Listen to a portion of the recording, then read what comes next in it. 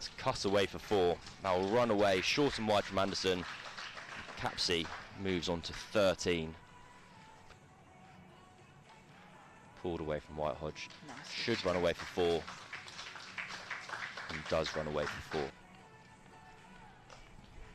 Full of length, and White Hodge gets underneath the ball and crashes that over cover for 4 more. That's short and pulled away. Surrey on a roll here. Capsey moves on to 17. And this, we've had 2. Capsey gets a bottom edge and gets 4 more. That's a cracking shot. 4 more for Surrey, 4 more for Capsey. Oh. Chip to cover and out. Capsey, who's at times classy, at times frenetic innings, comes to an end. 25 off 23, comfortably held by Charlie Dean. And the early move to spin has paid off for Somerset. Yeah. It's a beautiful shot from White Hodge, and that's gone all the way for 6. Has just picked up a ball from a... Changes in personnel. LBW appealing, given it was the googly from Wellington, and it definitely struck White Hodge's bat, but judged to have struck her bat after the front pad first, and that is 2 massive wickets from Wellington. No, it's not out. My thoughts were that it was pitching outside impact. Mentioned. It's paddle swept, and it just gets over Heather Knight at slip. It runs away for 4. Dunkley looks like got a bit of a top edge on that.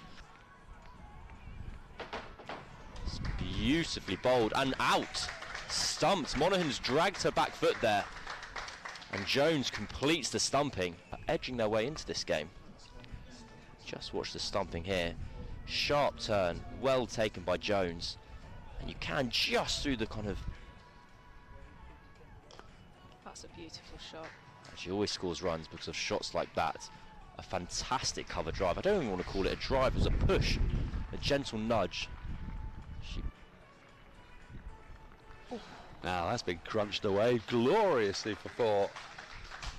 Sophia Dunkley looking in pretty good touch here. Shot. That's a glorious shot from Paige Schofield. It wasn't a full half volley. That's been pulled away, and it's taken. Oh well, with a drag down, Helen Knight picks up a wicket. Just manoeuvre it. That's elegantly played. A beautiful shot through extra cover for 4. Just her second ball. She came in. Lofted. How far has that gone? It's gone all the way. Just clears a rope, but oh, it's well. That's been swung away, and it's gonna land just in front of the fielder. Valiant effort. Had she not gone for it, for England Day, that's struck straight down the ground. That's gonna be 4 more. Perfect placement. Down the leg side, beautifully swept away. Swept on line as much as anything else. Schofield's looking really good here. Another boundary for her. And she'll play it straight through that mid-wicket gap. Big shot from Schofield and caught. She's looked to go over the top, but Laura Jackson holds on at mid-off. So imagine a nice dry outfield. And again. She goes again. Is that 4? Is that 6? I believe it was the Lake District, actually. Actually sounds quite nice. Jackson bowls. Davison Richardson pulls the ball into the leg side, and that's gone the whole way for 6.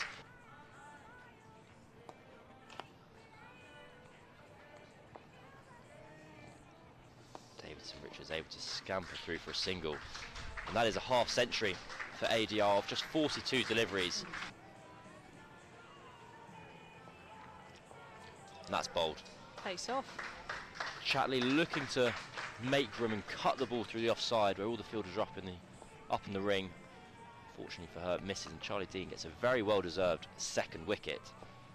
See on the replay here, to your point, Dean kills the pace. forcing Chatley to make more of the delivery. Franklin finds deep mid-wicket. They will turn for 2. It should be run out. She shouldn't be able to make it back, but she does. And as a result, Surrey finish their innings on 243 for 7. Drops short. Knight swivels on that ball and pulls it away behind square for 4 runs. A shame for Franklin on what was otherwise it's a big in-swinging delivery, and Heather Knight is just able to help it on its way again. Pulled from just the top of the stumps. And it's a misfield in the deep. That's wide, that's cut, and that's 4. Real shame for Monaghan, who had been putting together a perfect over. It has really contributed a lot to that attack. That's a beautiful shot by Corney, and she'll deservedly get 4 runs for it. At the winter. Short and pulled, and that'll be 4 more for Corney. Donald Gay missed ball, now misses short. You can find yourself with a game pretty soon. Well driven by Knight. That should beat deep third, and does. Short, pulls, and that'll be 4 runs. Corney's broken the shackles in the last couple of overs. Do you know who else is Berkshire? Hampshire captain. Well, you would think so. Sussex to Hampshire. That's flicked away nicely. This could, oh, it will beat Capsey out at deep square leg. The runs keep coming. So they're celebrating. Oh, now that's a lovely shot. That is terrifically placed and brilliantly timed. Pulled away. Oh, that's a fine shot through mid-wicket. Just dropped a little too short, McDonald Gay there. 18 overs left. I think. Oh, lucky. slight misfield on the boundary. You can call it that. That's lovely lofted response. high. That is absolutely stunning from Heather Knight.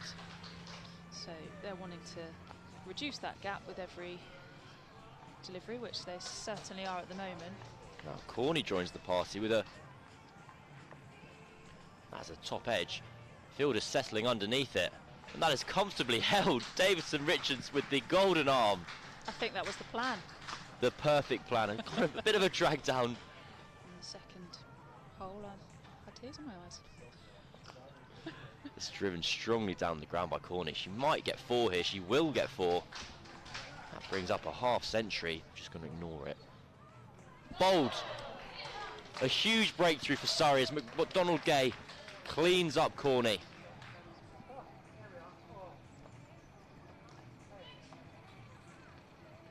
It's well played by Charlie Dean. Potentially an indicator of just how different batters play different deliveries, I think. That. She's got hold of that one, but it's gone straight down the throat of long on.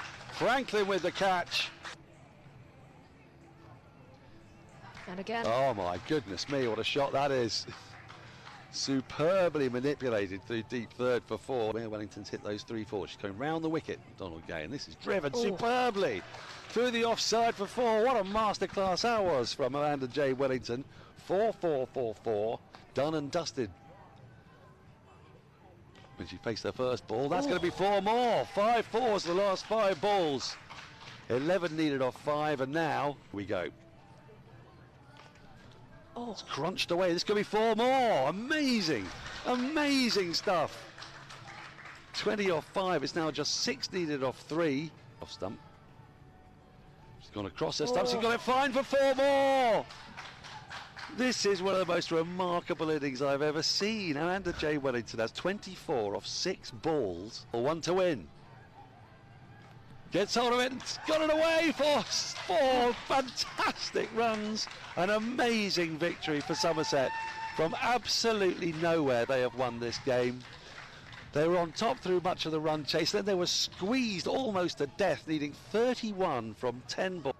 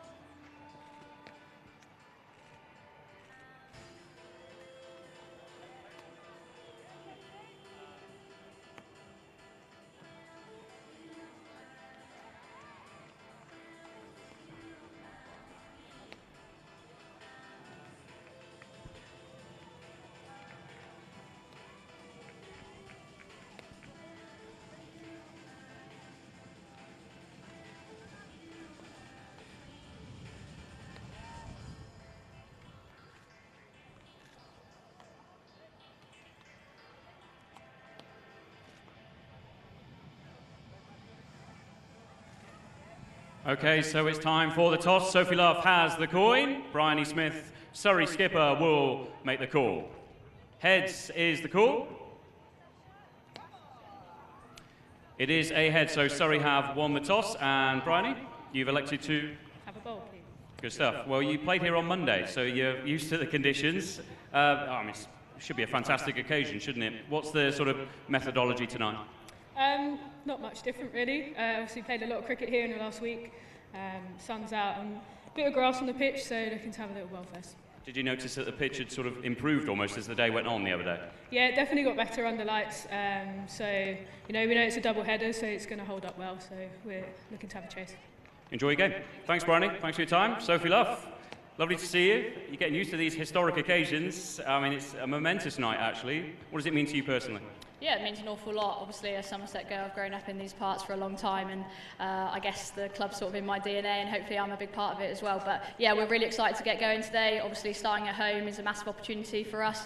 Hopefully we'll see lots of people in to support us. You've been asked to bat first. What would you have done had you won the toss? Yeah, look, we probably would have bowled the same as them, but yeah, it's an opportunity for us to get runs on the board and hopefully defend it. And team news-wise, finally, looking strong? Yeah, look, we're in a really good place. We've obviously played some good Metro Bank One Day Cup stuff at the start of the year, so full of confidence. And Amelie Monday makes her debut today, so a very exciting opportunity for her. Brilliant. Thanks ever so much for your time. Go well. Okay, so news from the middle is that Surrey women have won the toss. They've elected to field first. We'll confirm the team news very shortly with Blast Off set for 2:30.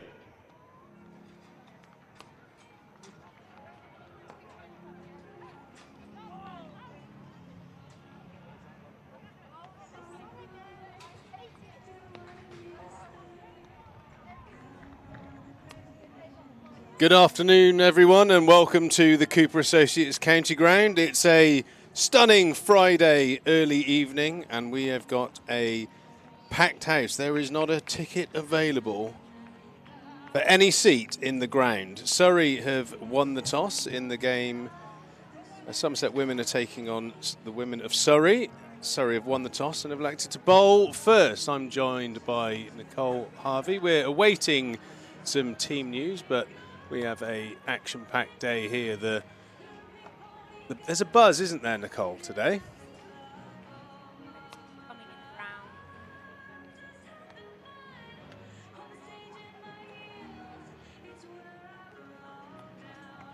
Yeah, it's going to be quite the day. Everyone gets a bit excited when the T20 season started, and it's fantastic that we have both teams now making their home here at Taunton. So a full day's action in store.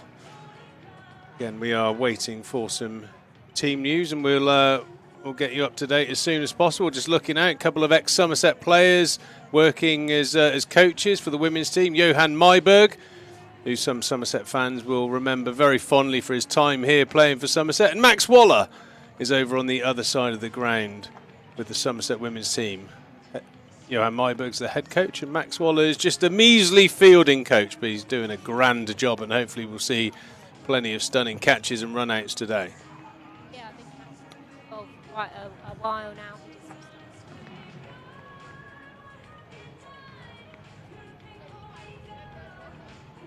With Western Storm. Nice to see. Yeah, I was there with Western Storm when Max actually did his first session with the girls, and it could have ended in one session. You know, Max trying to stamp his sort of authority, the way he goes about things. He's very passionate about his fielding, and we did a session over in Cardiff, and he hit a couple of balls. One of the girls dropped a catch, and a couple of the girls giggled, and he just walked up to them and was like, "What's funny? What's funny?" And it was like, you know, it was almost like that change of attitude that Max has helped Trevor Griffin bring to the team. And you know, we've got halfway through the season of the 50 over stuff, and the girls have been playing well. Yeah, I think Max is really honest. The way he goes about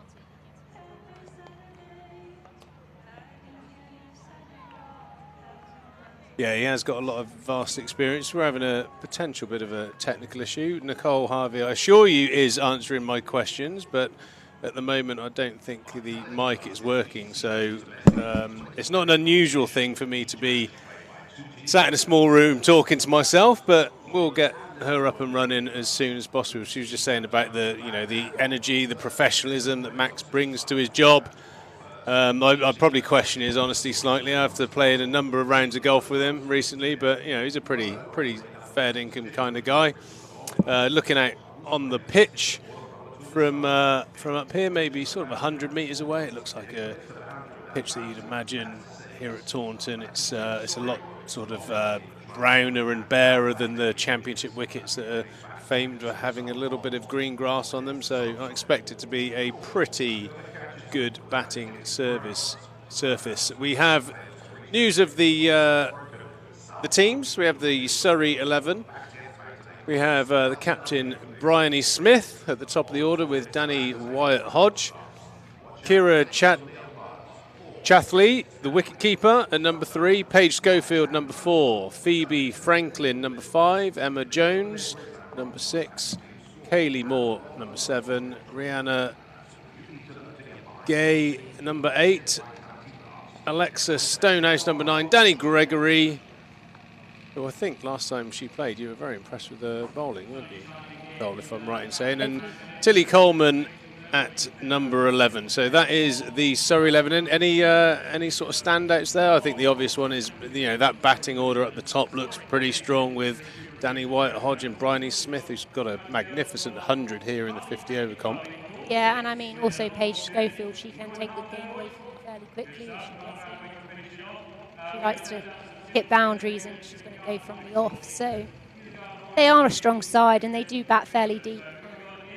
We've seen them play quite a lot here. They've obviously played here on Monday and I think they're disappointed that they didn't win, so they'll very much probably got some point to prove now and come back fighting. Probably a lot of fire in the belly, as I spoke to Bryony Smith earlier, and she said very much this is something I'd like to win last. Well, I think the combination at the top is really interesting when we watch the game here. Bryony Smith is incredibly strong when the ball's in short, and at the other end, Danny Wyatt-Hodge, when you go full to her, is very powerful, hitting over the top, down the ground, and certainly over cover. So you've almost got that natural contrast where you've got to really zone in on your lengths to those two batters. Yeah, like you say, if you go a little bit, even a fraction too full with Danny, she will hit you often over cover. She likes to go extra cover early doors. So, you've then got to adjust fairly quickly. Dragging your length, holding your length really well is going to be key here for Somerset. I think the team that holds their length the best is probably going to come out better. And like you say, if anything's short to Bryony Smith, she doesn't even move her feet often. She just picks length so well. And we saw that last time they played here. How many times early doors the Somerset openers just went a fraction too short and she just put it for 4 straight away. So I think, the teams shape up pretty well, but I think Surrey will feel pretty buoyant after their, very strong 50-over performance. So they've probably got the one-upmanship at the moment, so it'll be interesting to see how that plays out. As soon as we've got the Somerset lineup, we will let you know about that. We are going to see a few changes, I think, in the Somerset team, and what they'll be, we don't actually know yet, but I have a feeling there's going to be a few changes for whatever reasons, and that does make a difference. And also, not just that, it's for Surrey, it's something different. If they haven't played those players before, they're thinking, what's their strengths? Yes, okay, they've had the analysis, they've had a look at it, but it's actually on the day, isn't it, how they perform and how they sort of approach it. Yeah, absolutely. There are notables. It's fair to say they've probably been missing anyway. Heather Knight's obviously picked up that nasty hamstring injury, so she's out for the summer, which is a huge blow for England, but a massive blow for Somerset as well, because she would have been scheduled to play a number of games throughout the summer, and that looks like that's not going to be possible. So that's a little bit disappointing, but where there are gaps, there are opportunities for someone else to step in. And I think one of the players I've been really impressed with this year from a Somerset point of view is Alex Griffiths. She's batting down the middle order, she's bowled some tidy overs, and really feel like she's found her feet in that lower middle order, hitting the ball nice and straight. She's a clean striker. The season that I worked with the Western Storm, she would almost get in and you'd be very excited, and then sort of play across the line a few too many times, and it'd be quite frustrating, and she'd be frustrated. But this season it really looks like she's zoned in on hitting the ball nice and straight and powerfully. Yeah, she's a good friend of mine, and it's really nice to see she's sort of found herself there. She's clear she's got a bit more of a sort of focused role, and you can see she's more confident just in how she's going about her game. Before she was sort of, you know, possibly questioning herself at times, and then once that's in your head, you know, cricket is massively a mental game, isn't it? And that is why we're all mental, Nicole. And right on cue, we have the Somerset women's team sheet, as you can see there on your screen. I hope you can just read those names. Any thoughts? I was going to say, that's, is there any chance we can get that a little bit bigger? I can't see any of the faces. Okay, so I can see that we have got Emma Corney and Fran Wilson, Sophie Luff, Alex Griffiths, Amanda Jade Wellington, Chloe Skelton, Ellie Anderson, Molly Robbins, can't see those other 2, 3, Olivia Barnes, Bex Odgers, and Emily Monday. Emily Monday, I'm looking forward to watching her play. She's a very clean striker of the ball. I'd imagine, having seen her play, that she's a very strong hockey player, sort of quite bottom hand dominant, but I think in this format of the game that could be quite an exciting prospect. So a well balanced team there. Nice to see Molly Robbins getting the nod, and hopefully she'll be opening the bowling, swinging it away, try and get some of those early wickets, but she'll be certainly tested, as all the bowlers will, especially with those front two. Bex Odgers there is keeping wicket by the looks of it. So there are some changes for Somerset. It's going to be interesting to see how they go about it, you know, what bowlers they're going to use in what sort of orders, and how Sophie Luff's going to manage that. Obviously there are some big changes there. You haven't got Heather Knight, you haven't got Katie Jones, people like that. So we'll see how they go about it, but it's exciting, and it's definitely an opportunity for, you know, Bex Odgers has had a few opportunities this season so far, and she's scored a couple of 50s, and you know, she's doing really well. So it's a great opportunity for players who are sort of fringe or not able to get in the team to prove themselves and say, you know, I'm holding my hands up, I want to be in the team every week. Yeah, I think looking at the Somerset team, it almost looks like a specialist batter light potentially, with Skelton coming in at 8. You'd normally be sort of 9, 10 potentially, but I think that really throws the onus on one of those top 4 and the captain at 5, Sophie Luff, to take responsibility and get a 50+ score. I think that's going to be quite crucial for Somerset looking at that lineup. Yeah, and I think it does put a bit of pressure on them, but you know, if you've got players in the team that are solely batters, you know, you want them to be stepping up and holding their hands up. You know, people like Skelts, she can bat. Obviously, normally she's probably 9, 10, as you say, but it's an opportunity. I think she got a 50 in the pre-season tour. So, you know, they're more than capable. It's just how they sort of apply themselves. And I think, like you say, if a batter gets in here at Somerset, you know, it's happy days, isn't it? And they've got to maximise on that. You're going to be relying on maybe Fran or Luffy, one of them, to bat long, because you've lost Heather, so they're more experienced. You know, they're a little bit older. And then you've obviously got your likes of Griff to come in and be quite explosive. Yeah, you always kind of follow the stats to a point, and I think it's one of my ish stats, but you know, if one of your top 4 get a 70+ score, I think the chances of your team winning the game is in the sort of 80% and above range. So I think it does lend for the fact that I think even though it's T20, everyone goes in with a positive mindset. I think if you get in, you get yourself to 30, still very that same mentality of making sure you don't pass it on to the next player to come in, take responsibility and see it home. Because I think here at Taunton there's a massive case that if you're an in batter in that death period, which, let's face it, isn't a long period of time, maybe 4 overs, but if you've got a player in on 40, 50, 60, the boundaries are very easy to come by here at Taunton. You know, it's a quick outfield. It looks like the oval's stretched out a little bit, so maybe there's some tactics in there with Skelton and Amanda Jade Wellington as well. It looks like the boundaries are very big today. Yeah, so 60 metres scouts out, straight. Spinners bowling with the pace off, you know, tempt the Surrey batters into some big run-down slogs up in the air.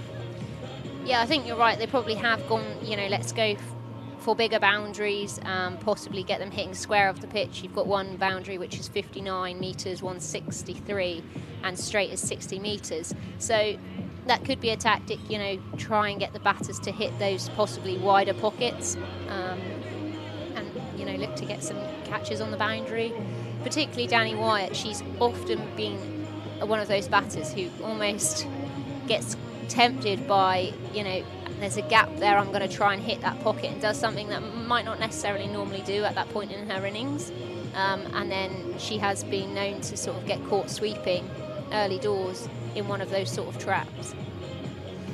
Yeah, well, it'll be interesting to see. As I said, the toss was won by Surrey and they have elected to bowl first. So, first game of a new tournament, and Somerset have got the chance to stamp their authority on it, on what is probably fair to say is going to be a fantastic batting surface. It's not going to change even as we evolve through the day into the men's game. I don't think over the 80 overs it's going to be anything other than a very good pitch to bat on.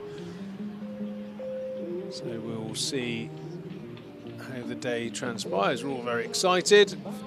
There's a good spattering of people here already. The Trade Nation stand is up, which is always a very lively stand. I know when my kids come down, they always want to jump in the Trade Nation stand and give it large, as they say. On your screen now, we've got a winner Somerset shirt. Scan the QR code, buy a ticket, and be in with a chance to win that. The 7th of June, England take on the West Indies in a Metrobank ODI match. I think they're underway at the moment, actually, somewhere in the country, so they'll be down in Taunton soon. Grab your tickets and maybe get your chance to win a shirt. Hopefully a washed one, not a brand. It's apparently brand new, hot off the shelf. You might even have it in the cellophane if you're lucky. Yeah, I mean, I think it is exciting. I talked a little bit with the groundsman, Nick, earlier. He said it's a new hybrid fresh pitch. And he was talking a lot about that. Obviously, it's fresh, so there's no footholds. The Vitality Blast is back. First match, Somerset women against Surrey women. Surrey won the toss. Bryony Smith elected to field first. So Somerset coming out for a bat very soon indeed. Delighted to say live on the outfield is Somerset women head coach Trevor Griffin. Trevor, great to see you. Thanks a lot for your time. Well, how much are you looking forward to this? Yeah, very excited. We've had a good week, a bit of rest, a bit of downtime. A few days to build up to it, and yeah, just can't wait to get out and entertain the crowd and hopefully put on a show for them. Yeah, first Vitality Blast match, but these guys, they're used to playing this form of the game. Do you feel you've got a good balance in this side? Yeah, absolutely. I think I've been saying this most of the summer to date, really, is there's no easy games in these competitions. We reflect, consider what we want to set up and how we go, and set the team up in the right way. What do you make of the atmosphere here? I mean, you've obviously been connected with Western Storm for many years. You've been down here many years, so you know what it can get like, and how much can that feed into the players' performance? Yeah, for sure. You know, we love playing here at Taunton. Always well supported. When the players go out, they really appreciate the support that we're given, and hopefully we can put on a show for them. And just say thank you. Good stuff. And just finally, Surrey, what do you make of them? Are they always going to be strong, no matter what format they play? Yeah, absolutely. You know, they're a well-drilled side. You know, Mibes has been part of the Somerset team before. You know, people know how he would play the game himself, and he certainly sets up the team to play that way. Yeah, good to see Johan Meiber back at Taunton. Trevor, go well this evening. Thanks ever so much for your time. Thanks very much. Trevor Griffin, the head coach of Somerset Women, then ahead of Blastoff, which is just a few minutes' time. The Guard of Honour are getting ready. Make sure you get to your seats and get ready for the game.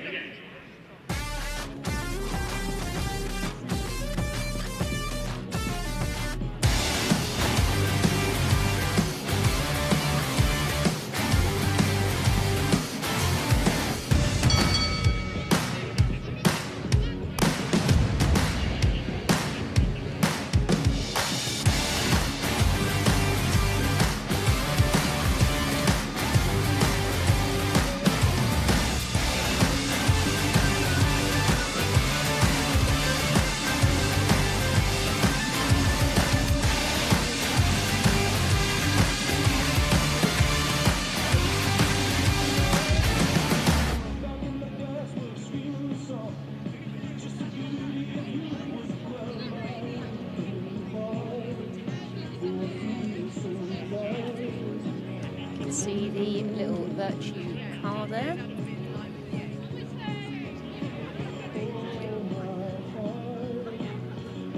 Yeah, we had a bit of fun with the Virtue RC radio control car. You might have seen that on social media, already doing a little bit of damage. I wonder who's in control of that. We've got a guard of honour.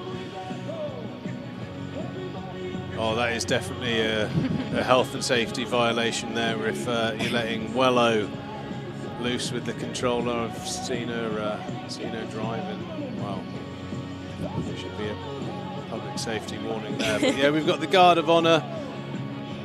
And coming up very shortly, I've been ousted in my position as pitch reporter, and Nicole Harvey made her way out to the middle. Nicole Harvey here at the Cooper Associates County Ground for the inaugural 2025 Vitality T20 Blast, which will see Somerset men and women's play Surrey. It looks like it's going to be a fantastic day of cricket here. The pitch looks the typical scenario here in Taunton. Should be a good carry, good pace and good bounce. Fast outfield, we've got a boundary of 63 metres that way, 59 metres that way and 60 metres straight. Batters are going to get value for their shots, and if they get in, they're going to be in for a day out here. Bowlers have got a small margin for error, and it's going to be hard work for them here today. It's going to be such a fun day out. Please come on down. It's a sellout crowd. We cannot wait to see you for some fearless and entertaining cricket.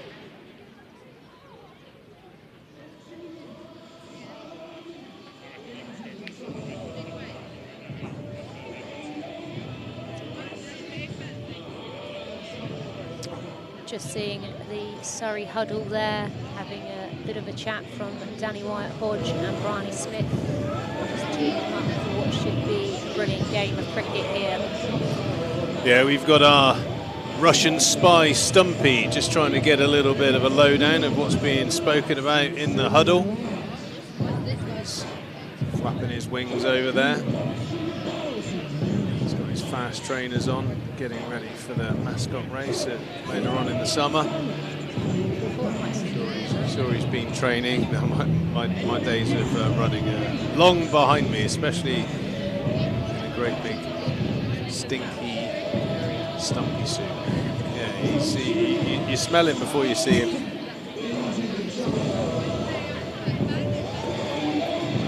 We're about 4 or 5 minutes away from the first ball being bowled. You can always tell when it's T20, the dugouts are rammed full of players and support staff. Everyone's really excited about this time of year. Thanks very much to a number of our partners, in particular Frenetic, Complete Document Control, one of our partners here, or new partners here at Somerset. Hope you enjoy collaborating with the club.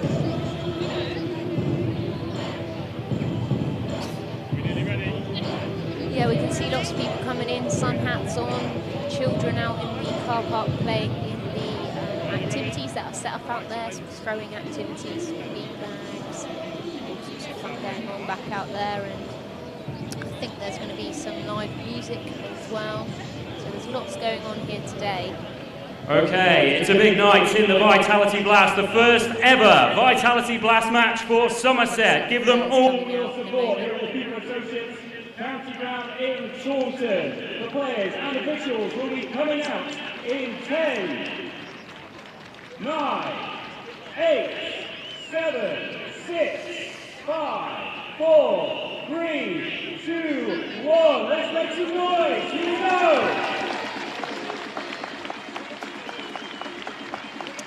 Here we go. The umpires are wandering out into the middle. I think one of them is Ben Peverell, I think is one. I don't know the other one, so I'll find out.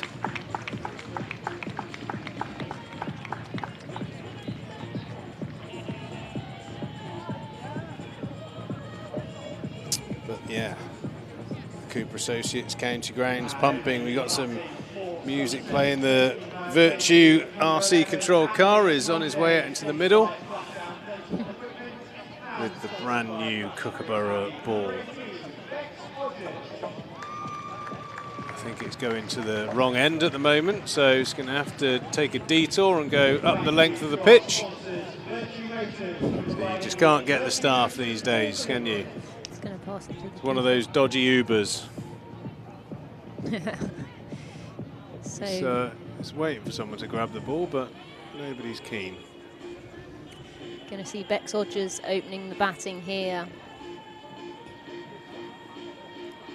There we go, Ben. There we go. Pick the ball up. Well done. I think whoever's driving the radio control car is going to have to get a little bit more savvy with the rules of cricket. Might have to go to the bowler's end next time, but we'll brush over that. It's a dress rehearsal. Emily Monday opening the batting with Bex Odgers here. And Surrey going with more to open the bowling. Granny Smith just tweaking her field for a minute as she's got Cow out on the boundary and a cover out on the boundary, the rest all in the ring. The umpire at the bowler's end is Rose Dovey. Moore is taking the new ball with leg breaks. It was swing and a miss there. Good opportunity there from Odgers to get off the mark, and she's just missed out on that one.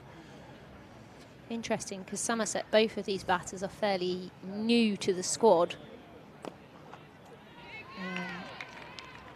Beck's been a little bit involved previously in some Storm stuff on the academy, I think, and Emily was as well, but into the full squad, they're fairly new, so it's a good opportunity for both of them. Oh, lovely sweep shot there. Bit of an inside edge, but looks like it's going to not win the race to the boundary. Great bit of fielding there. Scooped back in, and Somerset are up and running with a 3. Emily Monday is a very, very good athlete. She was scampering there, making sure that Somerset got 3 for that. So Odgers will feel a little bit better about herself. Getting off the mark's always a great thing. Now we have Emily Monday to face her first ball. A real clean striker of the ball.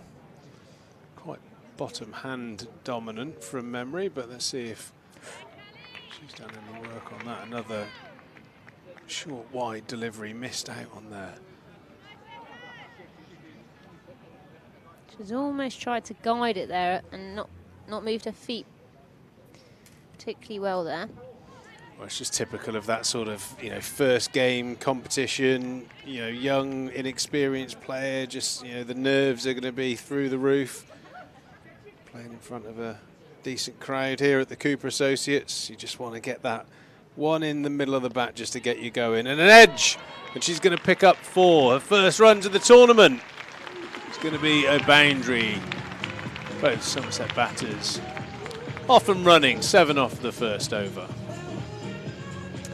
Yeah, you could see she was nervous. Those first 2 balls just sort of poking outside her off stump, not moving her feet particularly well. And then I think she's just thought, actually, I'm going to play my shot. And she has got that one. It's gone up and over.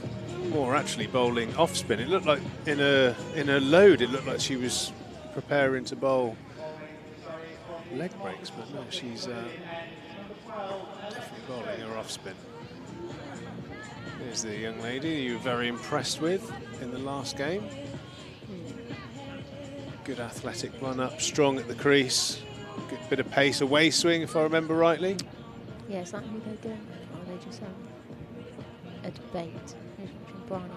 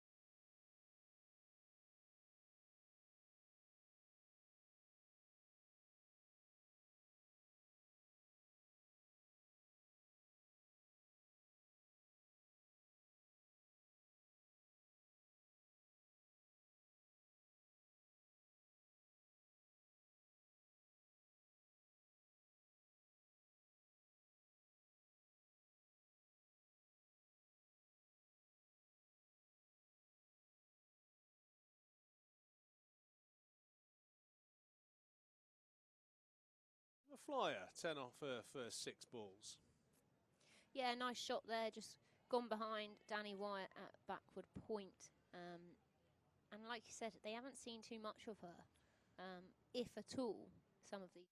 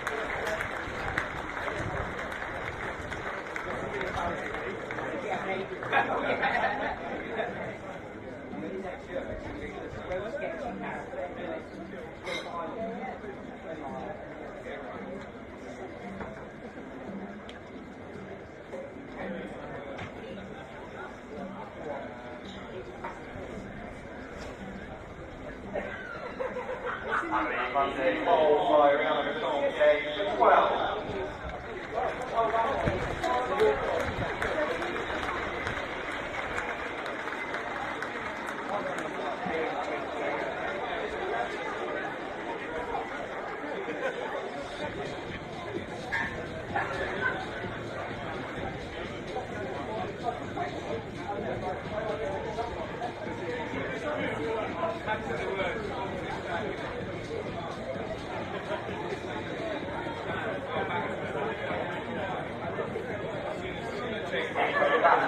Somerset, sponsored by Elite Staffing Solutions, number 21, Emma Corney.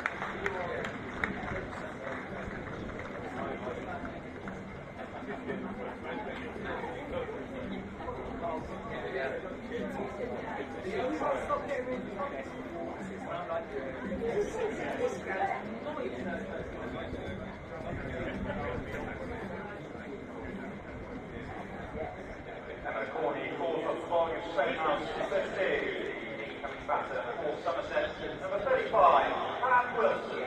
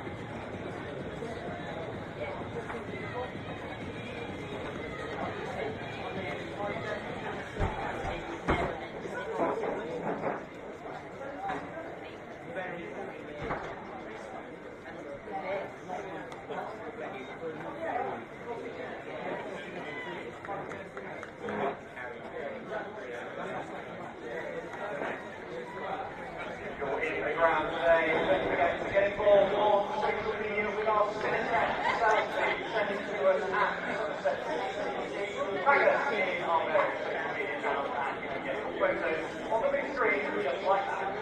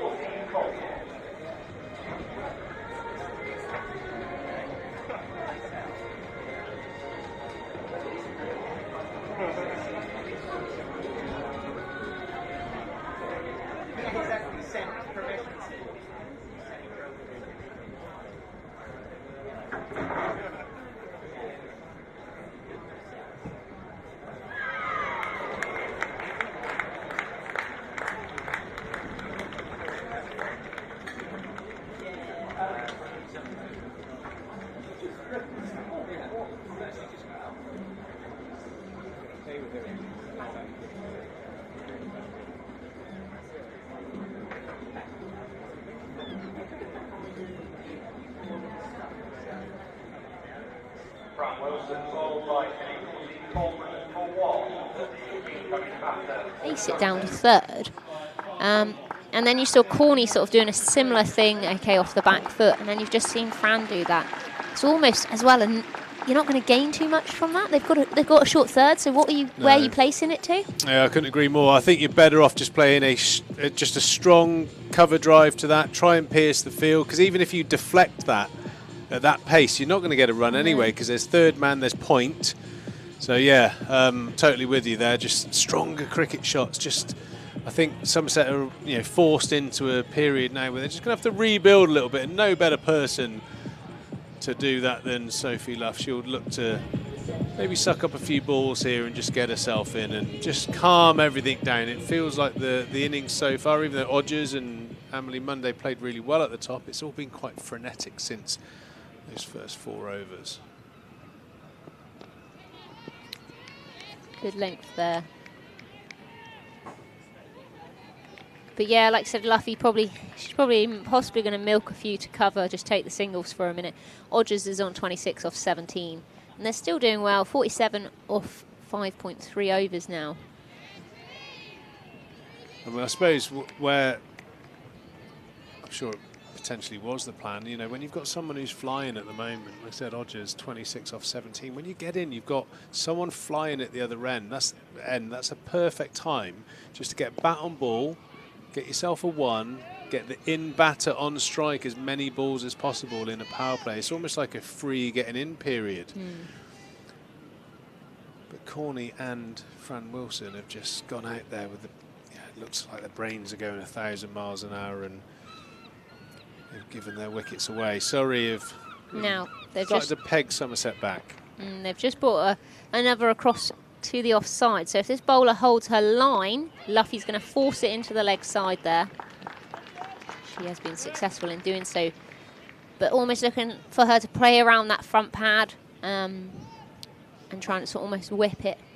A possible opportunity there for a leading edge or hit her on the pad. So it's a good piece of bowling there from Surrey, but it is well executed from Sophie Luff. Or just looking to go straight down the ground. Yeah, good over there from Tilly. She's picked up the wicket of Fran Wilson thanks to WPA Health Insurance. One of our partners here for all cricket, along with Frenetic. Yeah, just a little bit of a change in momentum here for this particular game. Surrey have been put under a lot of pressure and they've fought back very well. We got left arm Stonehouse, I think, is going to continue her spell. A successful previous over. She's got 1 for 16 off her 2 overs so far. Sophie Luff's going to take strike. Schofield just helping there, a little bit of input with her field. Now obviously can have a few more out on the boundary. Fine leg, third man out, square leg out, and cover out here for Sophie Luff.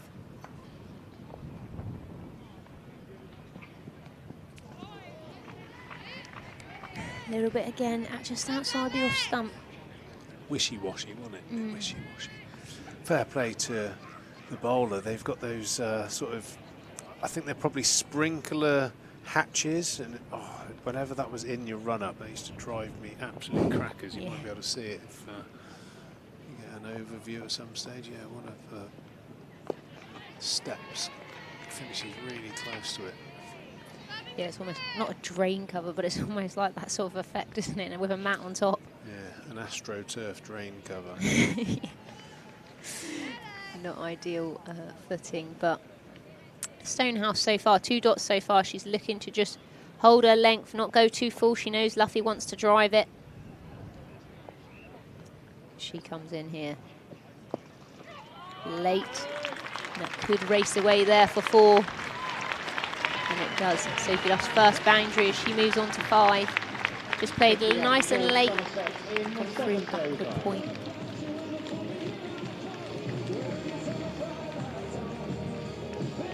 And a good atmosphere already here today. People starting to slowly come in more and more. Fill up the stands. Friday night under lights. Exciting. It's not going to get dark till about 9:30. I'm not sure. They might not put the lights on. Might save some electric, I think, tonight. Oh, bouncer from Stonehouse. Lovely option. Umpire getting involved for the over.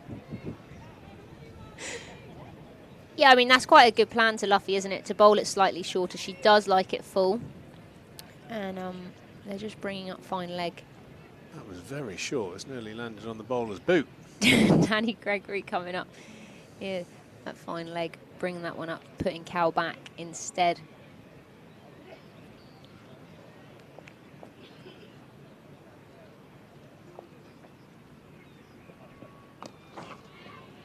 Short delivery, I don't think they're going to get 2. Could be a run out. Yeah, quite a good tactic to bowl the old bouncer early. I think it's a good field to Luffy. She's very strong square of the wicket, not really renowned for hitting back over the bowler. So Surrey have done their homework. Odgers a different proposition, because she's shown some good strength down the ground already in a 26 runs she scored. Left arm was going around the wicket, angling it back into Odgers.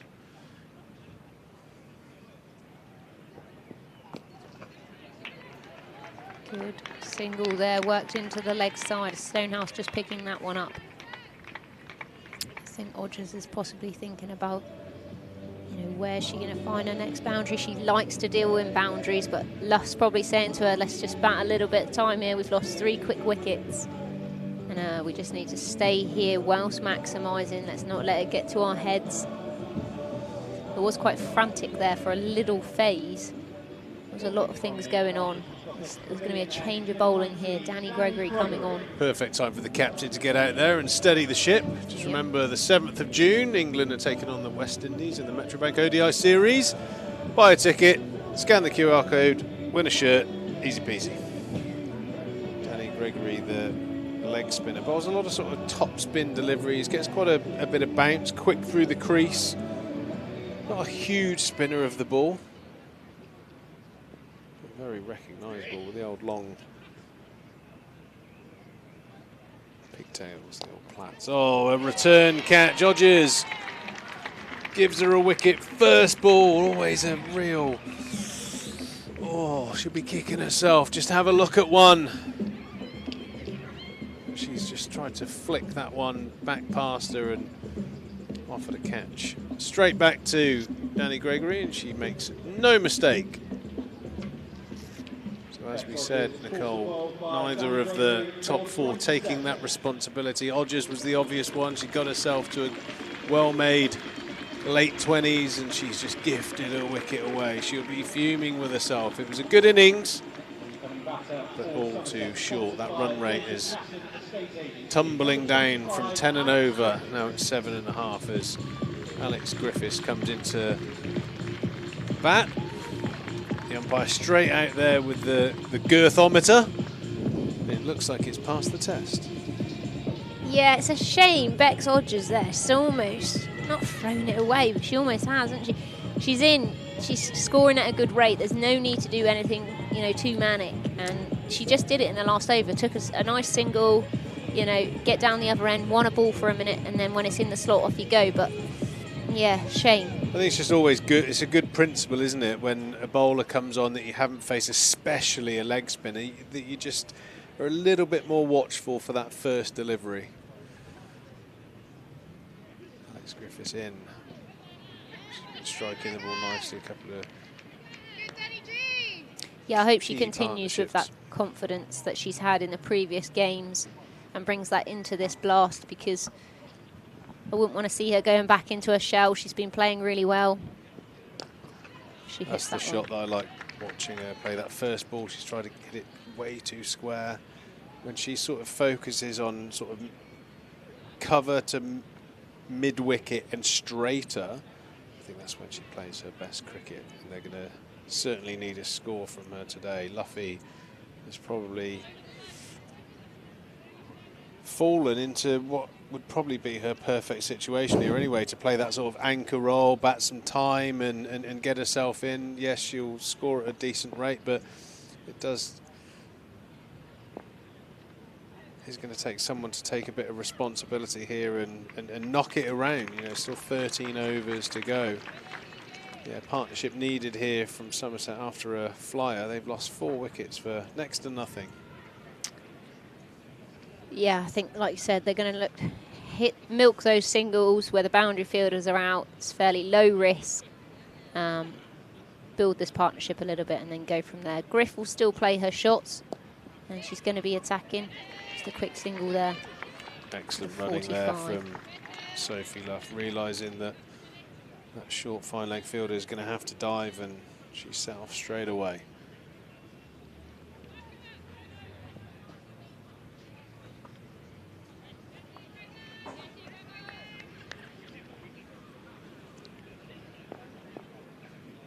Cover up here for Luffy. And still got mid on, mid off back. Oh, wide down the leg side. This looked like there was nearly a stumping opportunity. Watching the replay there.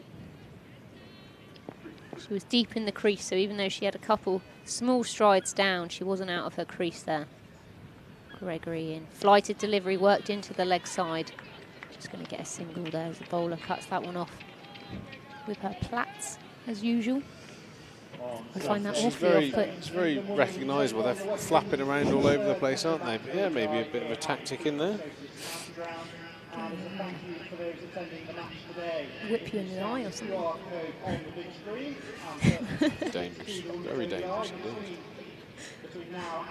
Thanks to Cinetech, complete document control.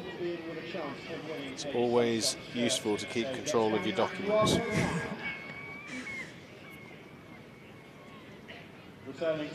Just a change of bowling. McDonald Gay changing ends now. We've seen her come from this end.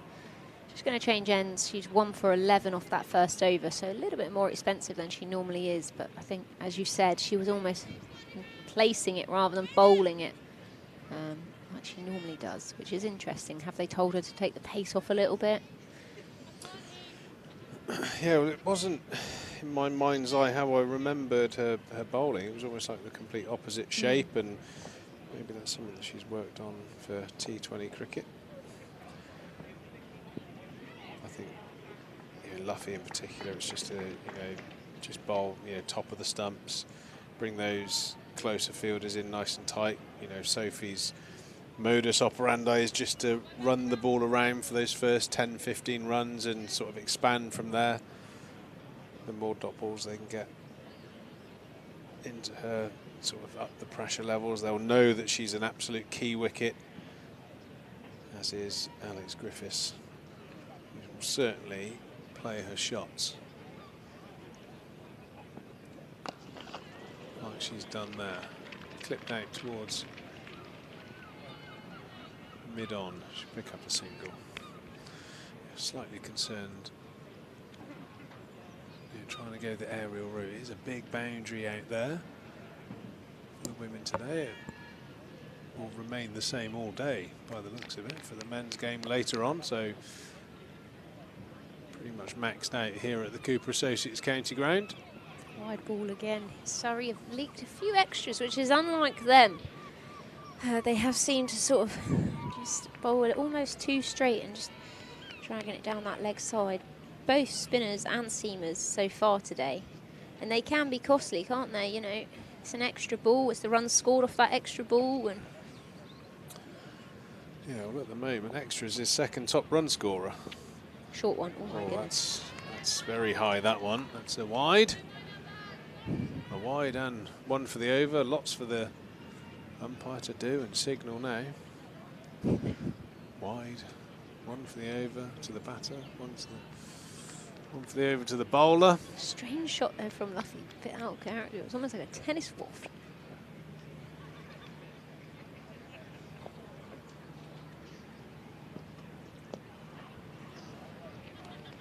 Just whip that one off her legs. Down to fine leg. Good piece of fielding there.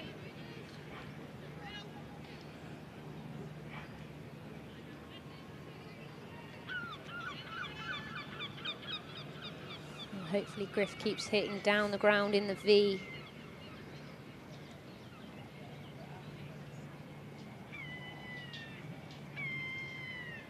Slower ball. Almost a wide outside the off stump, that one. Just inside. Missed out there by Alex Griffiths though. Didn't think she expected the slower ball, particularly it being slightly wider than usual. That one's just cut away to the cover fielder out on the boundary. Easy single there for Somerset.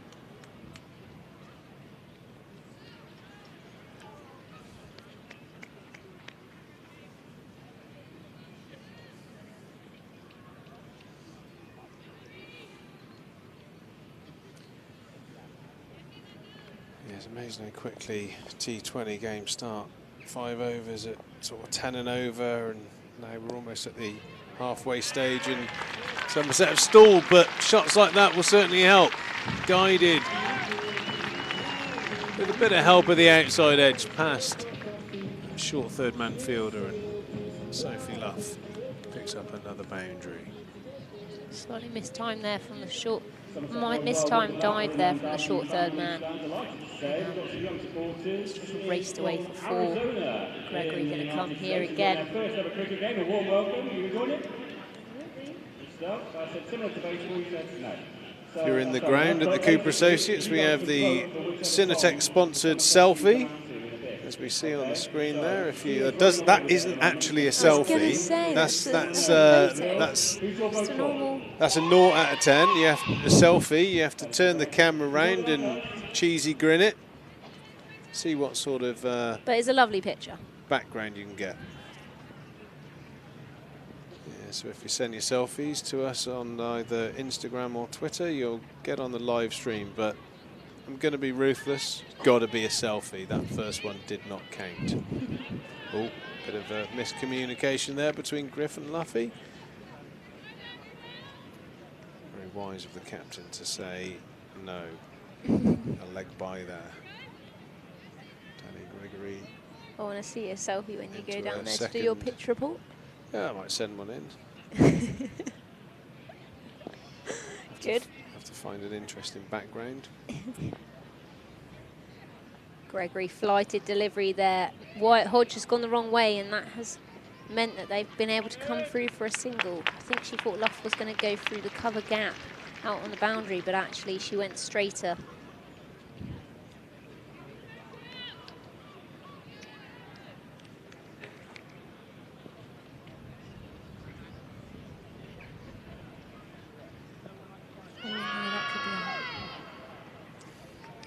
Makes me nervous when Griff looks to go square. Yeah. Much prefer her just trying to hit that pocket at mid-wicket. Watching the replay, just If that's straight, she's a little bit of a high risk there. That's better from Griff. Pump down the ground. Well fielded there. Long on, just a single, but good quality shot there from Alex. Gregory bowling about 46, 47 mile an hour here. Only going 4.7 so far. Almost. Do you think it feels quicker because of the pigtails? All Maybe that that's going what on, it is. You get distracted. Yeah, she's. I think she's more of a top spin bowler. She's got a googly. I think it's the danger quite a high is action, isn't it? danger is sort of stumps and pads, LBW bowled. Not a huge spinner of the ball. Yeah, it's not a low arm, you know, ragging it square. It's quite high. But so far she's only gone for 8 off 1.5. Griff powerfully pulls that away to square leg, but is only going to get a single. So she's 9 off 2 overs in a T20, 4.5 and overs. Fairly good going, isn't it? Take that, shake your hand before we start.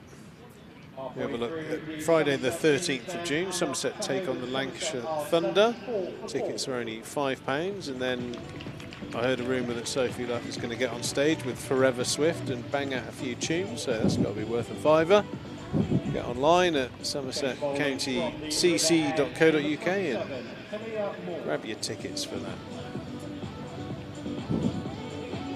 If that happens, I will be delighted. Well, I'm trying to say it so many times on air that it becomes a reality, because I know Sophie would absolutely hate to do it, but I think we need to campaign for it.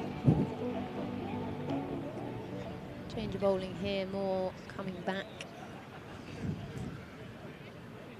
More with her off spin. Plenty of room out there on the leg side. Alex has played a bit of find the fielder so far, but she's striking it nicely. Just needs to find those gaps. 10 overs bowled, 75 for 4. Double that, 150. It's probably a target Somerset will be looking for at this stage, unless there's a real rebuild and a good partnership. Maybe they can push up to 160, 170 from here. Surrey will be trying to hunt out a couple more wickets. Yeah, Not really a great deal in terms of batting to come, in terms, you know, like players with good records. We've got some capable players, some good strikers, but we've got Amanda Jade Wellington is probably the last sort of recognised player. As Griff chances her arm and fortunately sort of top edges that towards mid-off. That was the first one that Moore's almost give a little bit more air. In general, she's bowling very flat, almost darting it into the pitch. Not negative cricket, but almost just getting the batter to hit those pockets where she's got the boundary fielders. Another thick edge there from Sophie Luff. She's going to pick up 2 out to deep point, kind of squirted over the gully region using her feet. Somerset captain looks like she's hunting out a boundary or 2 here. Still in that phase where you need to really sort of mitigate risk as much as you can.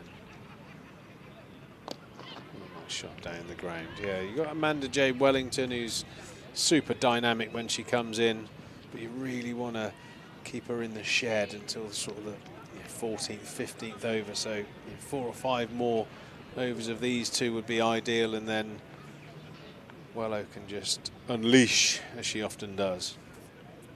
Flighted again there from Moore. Just gone aerial up and over the bowler, Griff has, and just going to come through for a single. Run rate moving down to 7.36, 81 off 11 overs now, 4 down.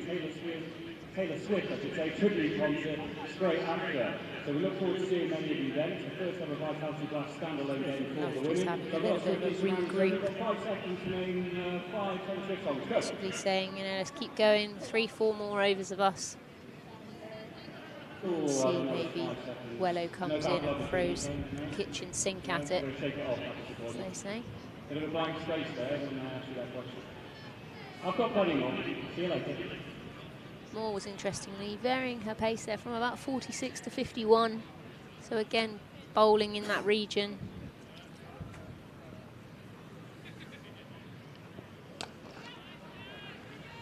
Nice crack off the bat there as Griffiths plays a strong shot down the ground. I feel like she's just itching for a boundary as well, Griff. Hopefully she just keeps playing those quality shots, doesn't get too frustrated.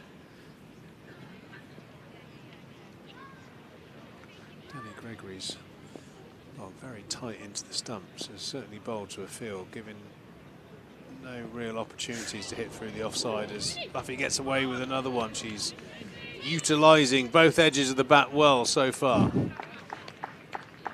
Yeah, she's come down the track there and her head's gone up a little bit rather than staying down, and she's ended up edging that one through the 45.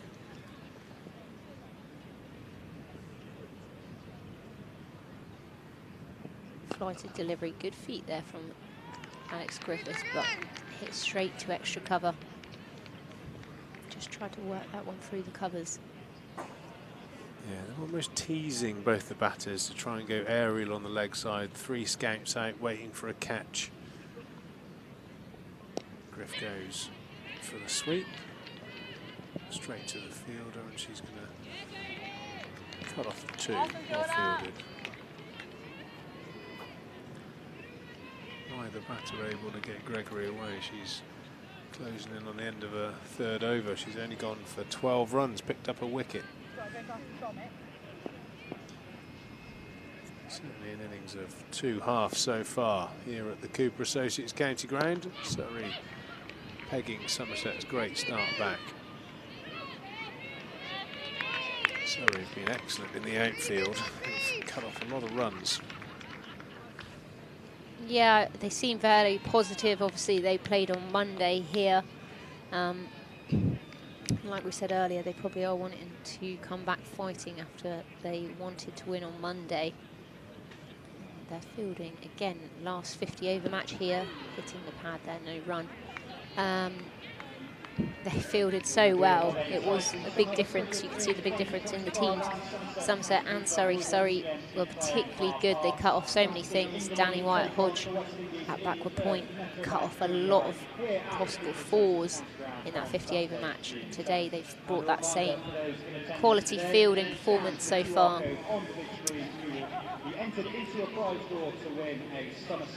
Just having a look at Jack Leach there on the end of the building. We are Somerset. Great photo.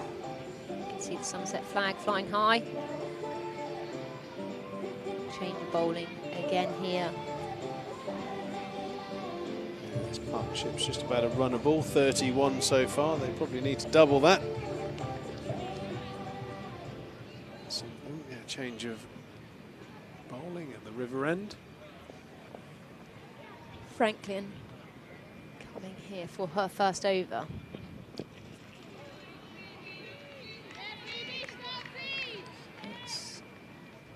I feel like this is a good matchup for Griff. Yeah. Medium pace, bowling full, drifting into the pad. Yeah.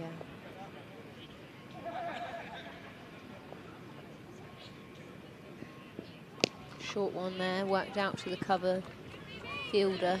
Slight misfield, but only going to get a single. Very nice shot there from Luffy. Some cricket shots deserve more than the runs they get, and that was one of them. Griff on strike, and I feel like her eyes are going to be lighting up here. Run rates just a shade under 7 and over. All roads lead to around about 150 at the moment, unless one of these two, and maybe Wellow, can just inject a spark into this innings. I feel like 160, 170 is par. 170 is a par score here, Nicole? I'd say, yeah, 170 really. I think we saw before Surrey came out and they chased quite well. They've got quite attacking batters up the top, you know, White Hodge and Smith. If they get after it early, you know, before you know it, they've got 50 runs in no time. Well, I'd say those two are must wickets, aren't they? If you don't get those two out, you're not going to win the game. Even if Somerset got 180, I think they're very dominant players in the women's game. You know, especially it was really impressed with Brian Smith. He got a magnificent 100 here and hit the ball with some serious power. Luffy makes room, another thick edge, and she's out this time. She hasn't got away with that one. Third man has been a busy operator today, and he's taken the catch. That's the end of the Somerset captain. A slower ball. She's trying to make room, hit it over cover. Hasn't quite timed the ball today, but Luffy's gone for 22 off of 24 balls. And in comes the one-woman whirlwind, Amanda Jade Wellington. Certainly Somerset need a performance from her today. Recently voted into the BBL Team of the Decade, Amanda Jade Wellington, so congratulations to her for that. Lots of wickets, going about 7 over, 150 odd games, 150 odd wickets. Fine performer all over the world for the Adelaide Strikers, I think, is her franchise. And she's played some awesome knocks this year. She's won a couple of games for Somerset where it looked completely dead and buried, so she's in good form, and 7.2 overs for her to bat. Somerset really need her to bat for as many balls as possible. She has got that slight element of unpredictability about her, Wellington, hasn't she? You never know what's coming next.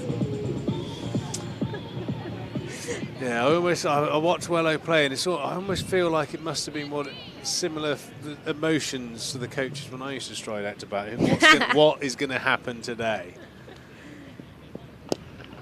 Wellow starting off very watchful. She's a brilliant manoeuvre with the ball, super striker. And once she gets in, she's a boundary machine. Franklin will be very happy with her overs work so far. One for only 3 runs off of her opening 5 balls.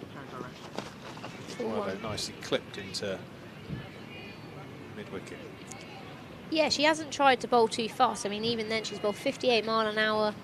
Just tried to keep the stumps in play. Interestingly, Luffy, she almost took her bottom hand off that shot. Head went up a little bit and has ended up miscuing that one to third man. We've seen a little bit that of Corney as well. There's been a couple of dismissals there today so far, where they look like they're not getting their full face of the bat, they're not timing the ball particularly as well as possible, and almost like their head's coming off the ball. Yeah, I think it looks like the right shot's been played, but the execution hasn't quite been right a number of times, hence why Somerset are 5 down at the moment. Lovely mullet there on the screen. Did you see that? Have you ever sported a mullet? Well, no, not the. It's kind of an Aussie. It's kind of an Aussie thing that a lot of the youngsters have adopted. Yeah, I'd be wanting a refund with that one. Wellington pouncing on that one, but again, Somerset have found the fielder numerous times today. Surrey so far, they've set fairly good fields to what they've bowled to, other than bowling those extras, which are just freebies. They seem fairly clear on their plans. Yeah, something I'd expect actually from a team coached by Johan Myberg. You expect high IQ cricket, and certainly what we've seen, he would have left no stone unturned and really helped the Surrey team, the bowlers, the captain in particular, set fields for certain players, and they've executed well. I think a real feature of their cricket is, and I think the reason why a number of the dismissals has been created, because the Somerset batters are having to move in and outside the stumps, because Somerset have bowled a lot of balls in that vicinity of the stumps. They haven't bowled huge amounts of width, so the Somerset players can free their hands. Somerset have had to do things at the crease, and it's led to a number of dismissals. Wello down the ground and hit firmly. Griff a little bit slow off the mark there, but rightly so. Whenever you get the ball hit straight back towards the bowler, you kind of have to stay in your crease for a little bit too long. Just in case there's the old ricochet off of the bowler.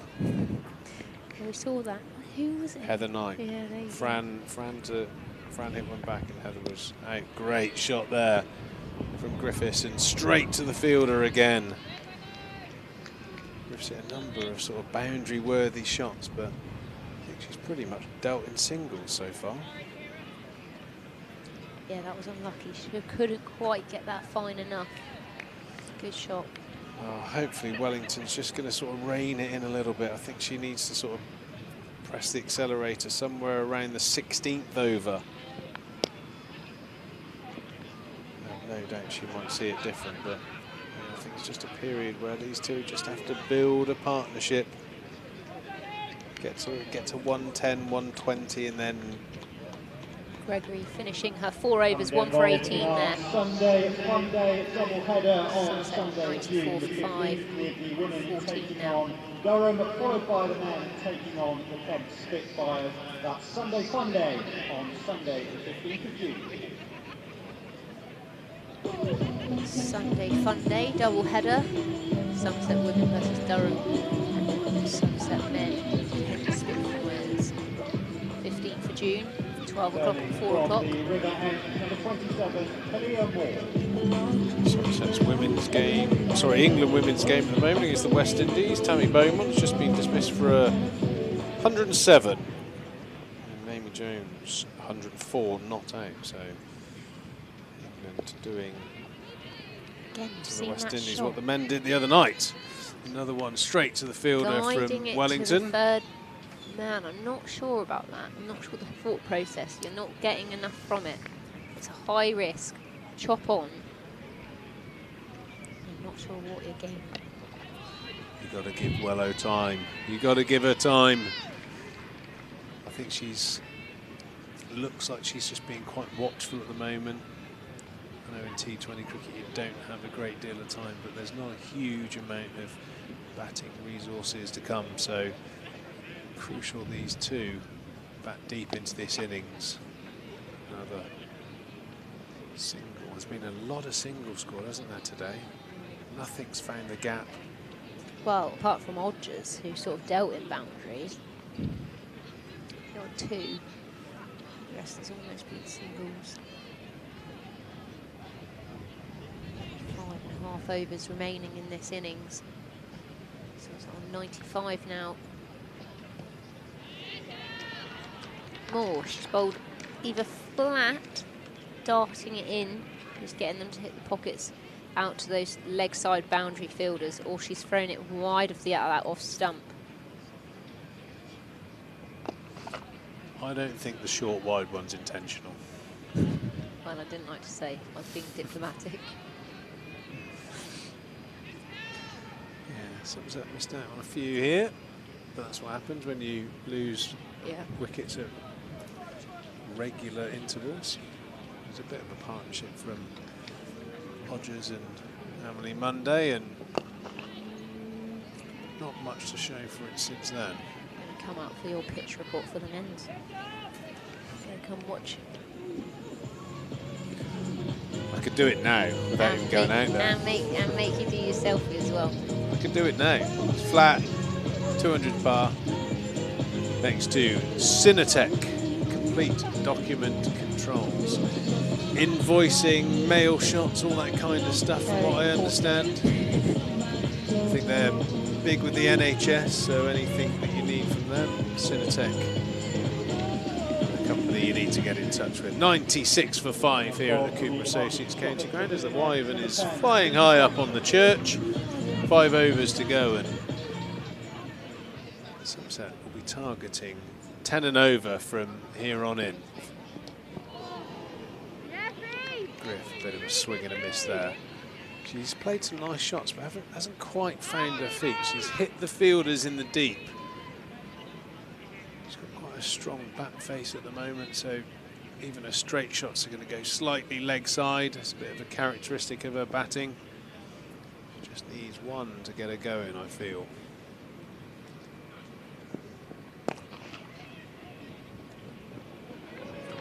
There we go. Could that be the one? No, another single.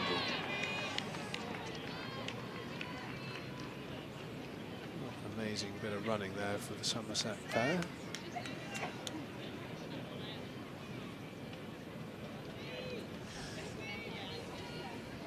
a look at the Thatcher's Terrace there. Decent crowd in so far. I think it's going to get louder and louder throughout the day as Wellington shapes for a scoop. The bowler reacts, goes wide, and just slightly outside that blue line. Rightly called a wide there.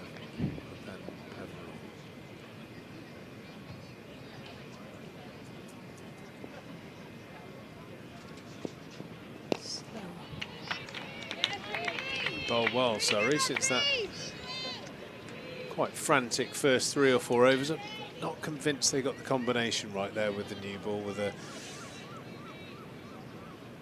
2 overs of spin. But they've clutched it back really well. Somerset in a bit of a bind at the moment. Hello, going for the reverse sweep. Fielder scampers round. I think it must be noted that Surrey's outfielding has been amazing. The way that even there, mid-wicket is running in. This is a Myburg drilled team. Everyone's moving. You know, as soon as the batter shapes a shot, the fielder's already in hot pursuit. They've been excellent in the outfield so far. Yeah, and I think another thing that Surrey do well is they make sure that they have Griff just pulling that one through the leg side. That could beat that fielder. Oh, there's a fantastic piece of awesome fielding there. Fielding out there in the deep. Diving stop, full length, right in front of the Trade Nation stand. Brilliant showcase piece of fielding there from Surrey. I think Griff's shoulders just slumped there when she saw that stopped in. It's like, what can I do to beat these fielders? Excellent stop there, full length dive, one hand. No, I think, as I was saying, they very much, you know, they've always got Danny Wyatt Hodge in the action, backward point, extra cover. That's a nice shot. She's found the gap. That's going to be a boundary for Alex Griffiths. She's deserved that. Beautiful head shot. Go up. Thank goodness for that. Absolutely marvellous, is that? Okay, we've met the guard of honour, all from Dorset. Good piece of feet there from Griff. Now we're over to Arizona. Where are you guys from? Bridgewater? Oh well. All welcome. You've been Somerset supporters for a few years. You enjoyed the Nice. event? Sun's coming out a little bit more now, brightening up. You just started playing, is that right? You really good? Tilly Lovely Courtine welcome. Coleman back into the attack with her left arm spin. Sort of. Have confidence. You could be out there one day. Right, let's start with the first So game. she's already bowled 3 overs, so 1 to go. Here we go.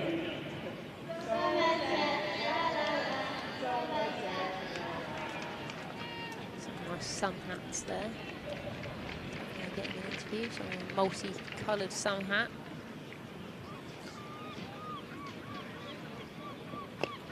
Shot there from Wello. I can see from 100 metres away that Wello is eyeing up that over cover region there from the left arm spinner. Griff, I think, will be just targeting the sort of James Hildreth stand end.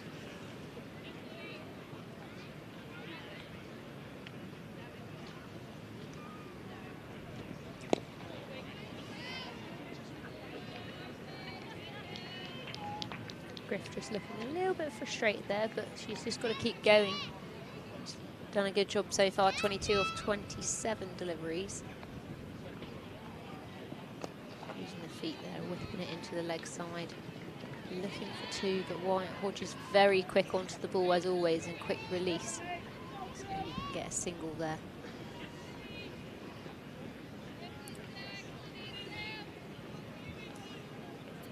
Thanks to Eurolay for providing the super technology, the speed gun that we have out there, just to give a bit of context to what's going on out there. Great shot from Wello.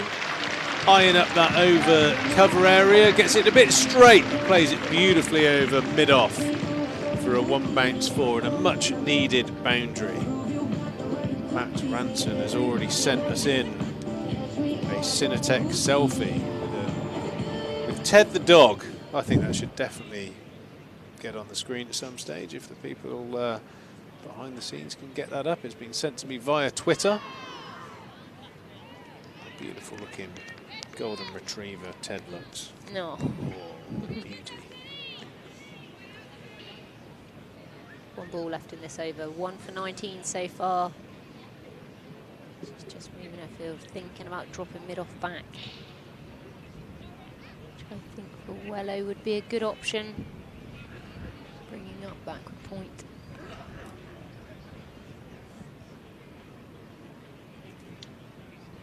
She goes for the reversal now, it's a poor shot. And that has gone. Wellington 11 gone off 15 deliveries. Yeah, that's a big wicket for Surrey. That's why they're celebrating. I think it's got to that stage where it's pretty fair enough that players need to expand a little bit, but that's a huge wicket there. Skelton, Chloe Skelton to the crease now, and she's got a job to do. She played nicely in the last couple of 50-over games with the bat, contributed down the order. See that again, I think. Flat. Yes, it's almost an ego, isn't it? Keep playing strong cricket shots, keep using your brain instead of letting that almost trap you. There's no one out on the cover boundary, there's no one out on the offside, so I'll try and go up and over there. Well, Wello definitely has at least one demon on the shoulder that sort of talks to her while she's batting, and occasionally you get the right message, but when she's such a good striker with the ball, it seems a waste. But then again, she does play that shot well. She's scored multiple boundaries doing it, so it's certainly part of her game plan. It's just all about execution. You can pick apart these shots sometimes, but if she'd have got hold of that and it went for 2 bounce forward, we'll be buzzing over it. It is one of her go-tos. We saw her do it in an over or 2 before. Great shot there from Alex Griffiths. Another boundary and maybe just the catalyst she needs. Super shot there. Bowler's gone in short. Griff said, "Thank you very much for that." Beautiful swivel pull there. I can trace a bullet down to the Colin Atkinson Pavilion. Really good batting here from Griff, because she hasn't got boundaries early doors like she likes to. And she's just watching the ball and trying to play it nice and late. Slower ball outside the off stump, just worked out to the boundary fielder. Danny Wyatt Hodge has been everywhere out on that boundary today.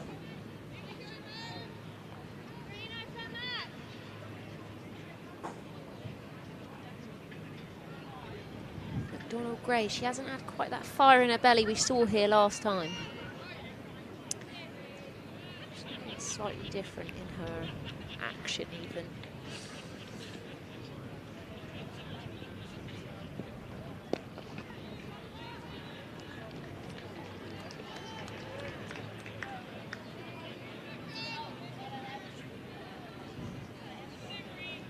Skelton off.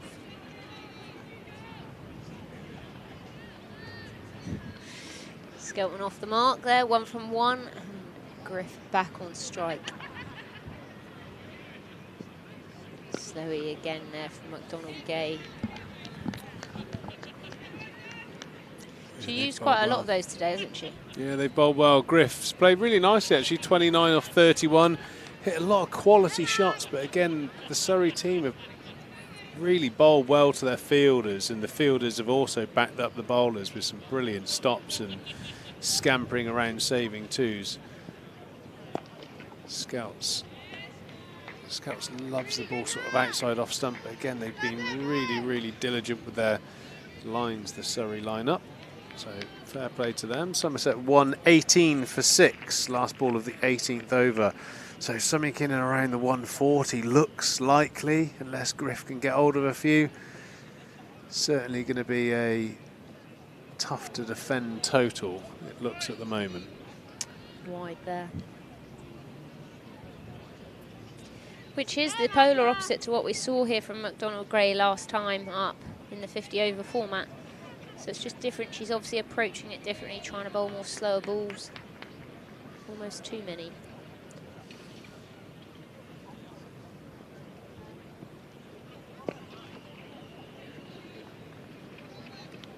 Yeah, I think it's a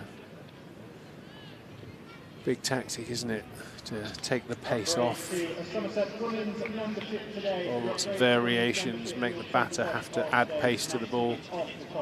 It's not a bad way to go about it. As we have a look at those bowling figures, all of them pretty reasonable. He's a little bit expensive, going for 29 off her 3, but Danny Gregory under 5 and over. Over 1,000 women's memberships sold here at the Cooper Associates County Ground, so we're going to have pretty solid crowds all year.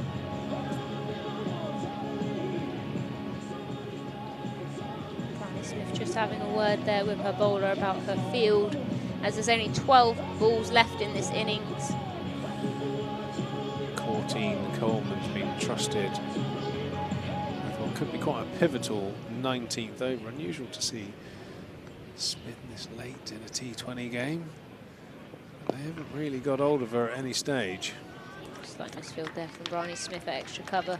Skelton scampers through for a single.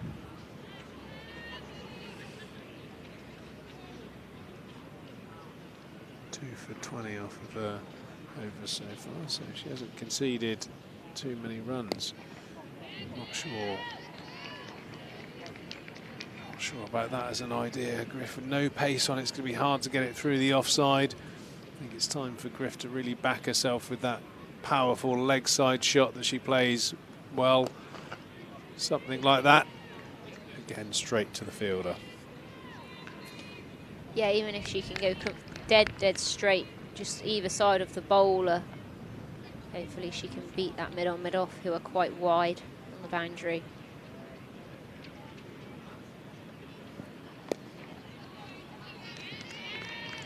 Seems to be bouncing quite high to Skelton there, doesn't it? Just look very awkward.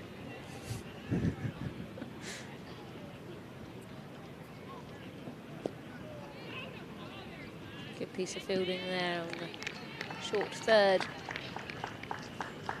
Courtine Coleman, 2 for 21, 1 ball to go in her spell. Shade over 5 and over. She bowled nicely. Got the key wicket of Fran Wilson. That's where her figures are going to stay. 2 for 21, well bowled. Good 4 overs there from the left arm spinner. 1 over to go in the Somerset innings, and you have to say it's going to have to be something special for a competitive total here, unless Somerset pull out a real special bowling performance. 122 at the moment. I suppose Somerset have probably snapped the hands off at 140. Griff's going to have to face as many balls of this over as possible. Surrey have definitely had the game plan of bowling a lot of spin. Well, I think this is quite high risk to Griff, bowling off spin to Griff. I know she's got great figures at the moment, only gone for 16 in her 3 overs, but it feels like she's going to bowl straight into Griff's arc. And she's gone for the reverse sweep and played it well. I did not see that coming, but beautiful option there from Alex Griffiths, and she picks up a boundary, and that gets her to a runner ball. 34 off the same amount of balls. She's really held this innings together, showing that she's really developed over the winter and is finding her feet as a Somerset player.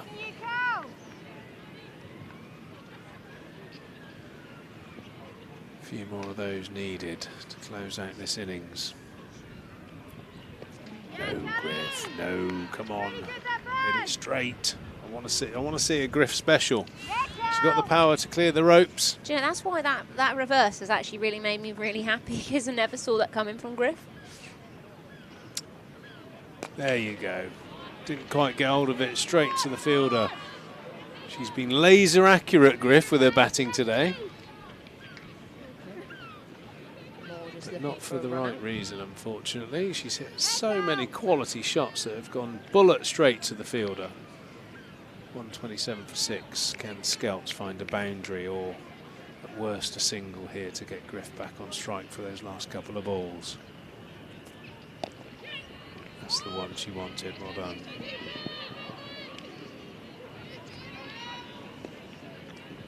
Right. Now time to rev up the chainsaw and swing as hard as you can. Where's she going? What's your call? Is she going to go downtown? I think she's going to aim for cow, but don't quote me. As long as it's not a cut shot. I just don't want to see that. Yeah, she's giving herself a lot of room as well on that one. Just keeps hasn't scored many runs with it though. No. Come on, Griff. Straight down the ground. I'm thinking coming down. Oh no, she's gone for a scoop.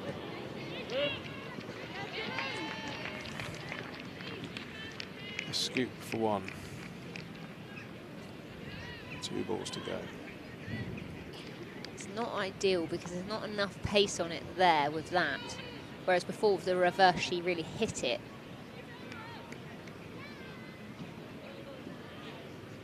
She's tried to be creative. Skelton charging down. Great shot there from Skelts. Come on, scamper, scamper, scamper. Skelt's going to get a move on back there. Goes through to the bowler's end, luckily. The right option there from Skelton, trying to go down the ground. She picks up 2. Somerset's first innings, or only innings, has closed at 131 for 6. Alex Griffiths, 36 not out. Played well, held it together.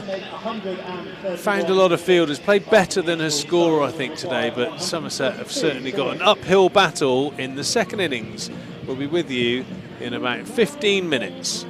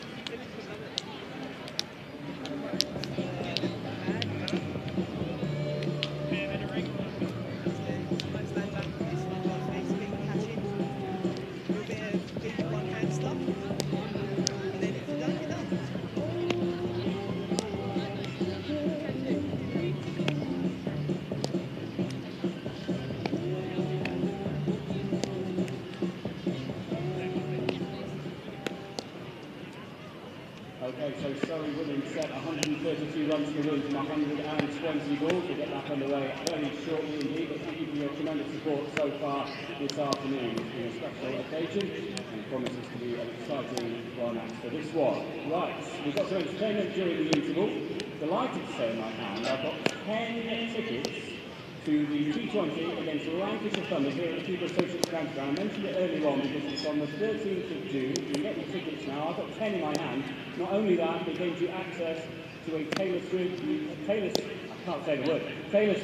act performance after the show as well. So you get your match ticket and also you stay in for the tribute act for Taylor Swift. So it promises to be a great evening, a great occasion. Now the 10 tickets are for either Lily or Grace, who are both from Taunton Dean Cricket Club, looking absolutely petrified.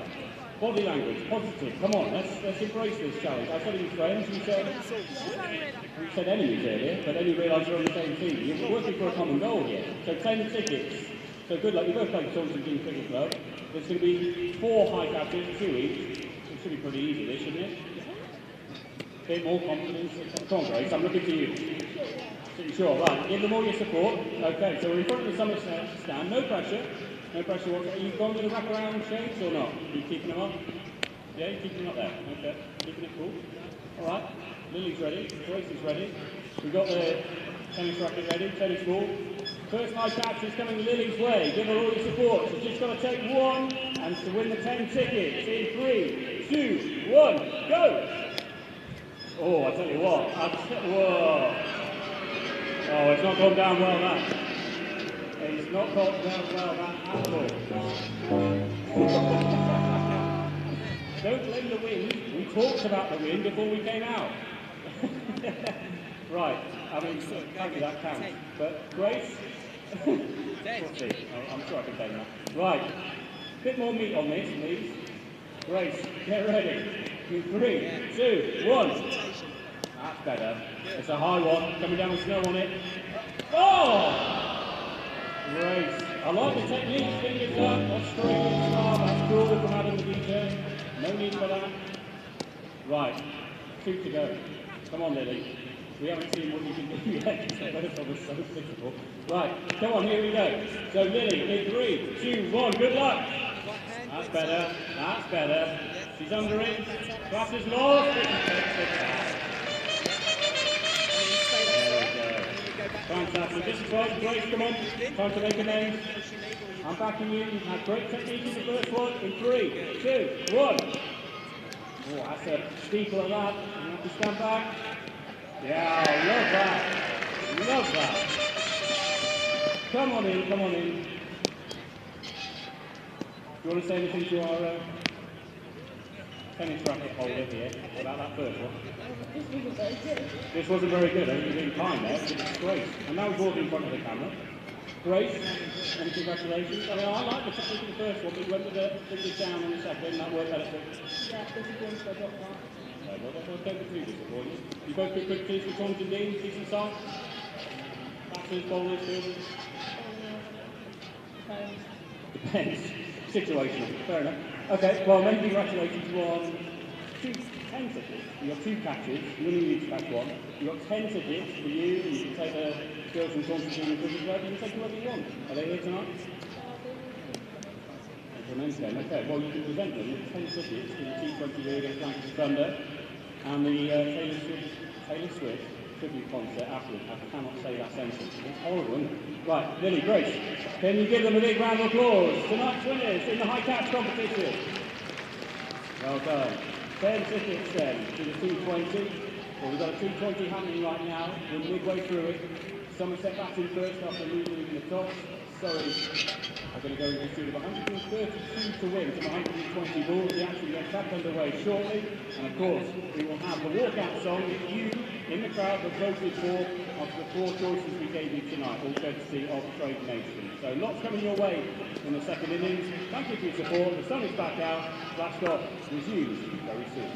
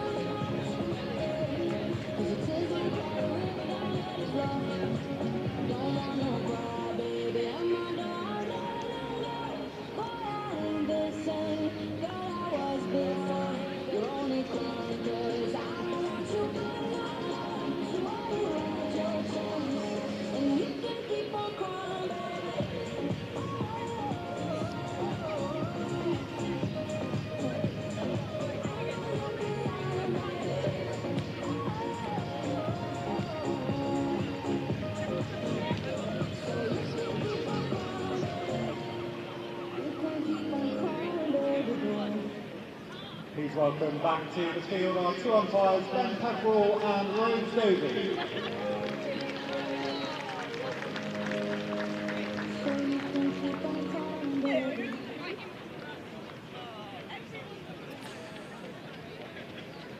Welcome back to the Cooper Associates County Ground. The Somerset team are huddling and they need some inspiration. The umpires are wandering out and the job at hand is defending 131. Alex Griffiths top scored with 36 off 37 balls. And Surrey will start their innings with Bryony Smith and Danny Wyatt-Hodge, two very destructive and quality players. So Somerset have their work cut out for them. Sophie Duff, the captain, leading the team onto the pitch. And we'll be underway in about a minute's time.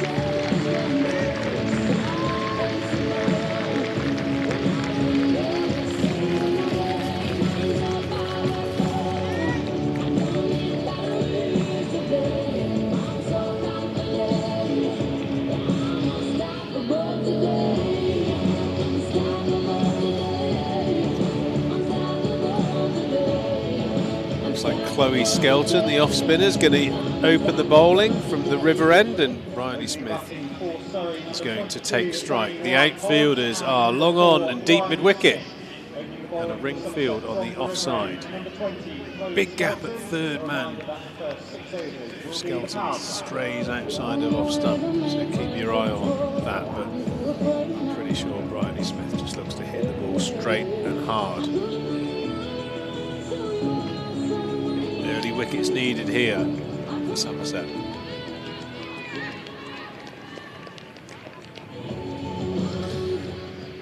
And we're underway.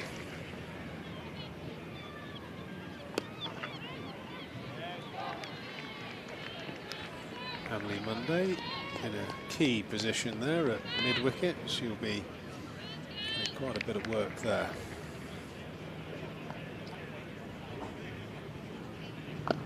Ball, short ball, and belted out to the mid-wicket fielder. Alex Griffiths doing the fielding out there.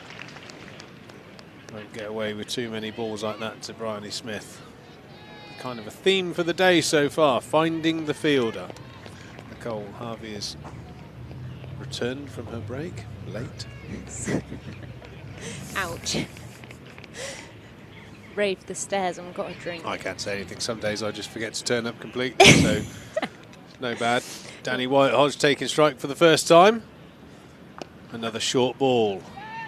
Wasn't going to bring that one up. Whacked out to Alex Griffiths again. Sure, Charlie Taylor will remind you again. Yeah, he's all over me. He's all over me, is Charlie. Skelton's got away with a couple of loose deliveries there.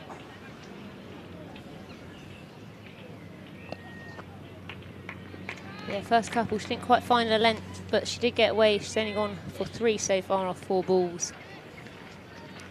But Somerset going to have to pull something fairly special out of the bag here. They haven't got many runs on the board.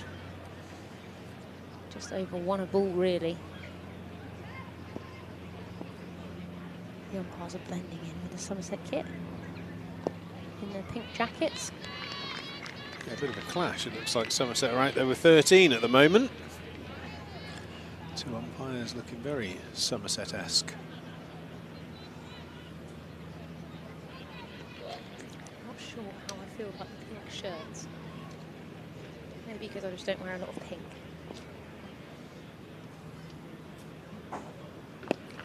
Good shot. Nicely fielded there by captain Sophie Luff. A good over there to start. 4 runs from it.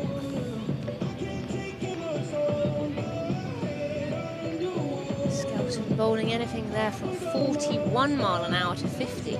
Really changing up her pace. Ellie Anderson taking the new ball from the Marcus Trescothick stand end. She had a tendency in the 50 over comp just to drop short, and maybe today's the day that she needs to correct that, especially with Bryony Smith at the crease. Could be a little bit of a running mismatch here, because that a couple of times there, Danny White-Hodge scampering, looking to push 2, and her partner Bryony looks distinctly disinterested in running hard between the wickets.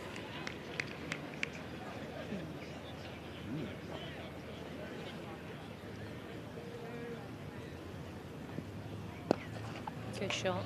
Cracking shot out there. Again, straight to the fielder out the deep, Emma Corney. White-Hodge just timing it so nicely. Crunch on the bat. Third man goes back in place of the deep extra cover fielder, so a change of tactic here.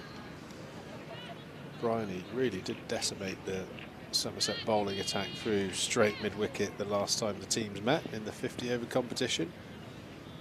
Looks to latch onto anything short of a length. Nicely bowled there from Anderson.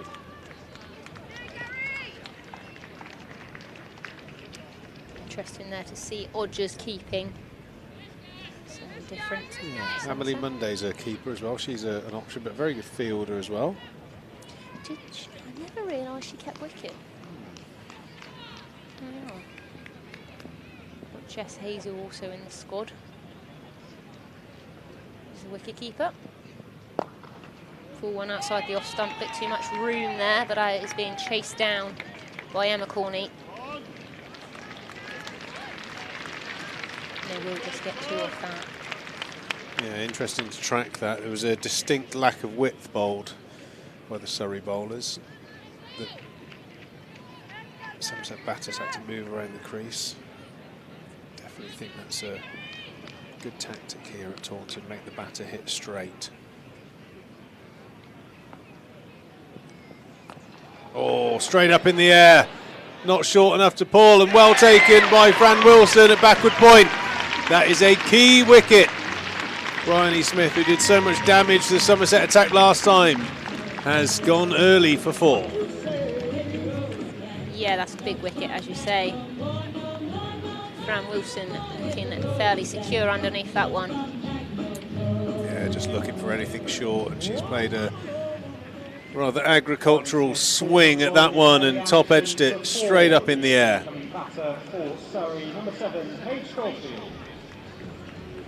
Very nice wicket early on. Certainly what Somerset need. Oh, the girthometer is out by the umpire, checking the legality of the size of the bat. Don't think I've ever seen it used so much.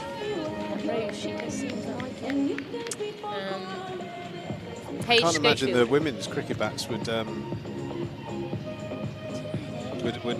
unless it's different for the men and the women. I can't imagine that's the case. I remember Chris Gale's, when that gauge came out and it became a rule that he had to completely have all of his bats remade, they wouldn't even get over the toe. Enormous bats he used to use. Nicely bowled by Anderson, and good fielding there by Fran Wilson. A bit of a buzz about here. Somerset know this is a key time just to try and push that run rate up.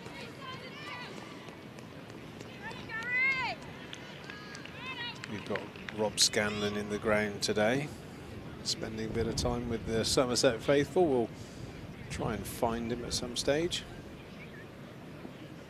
Nicely bowled again by Anderson, and well played by Schofield for 1.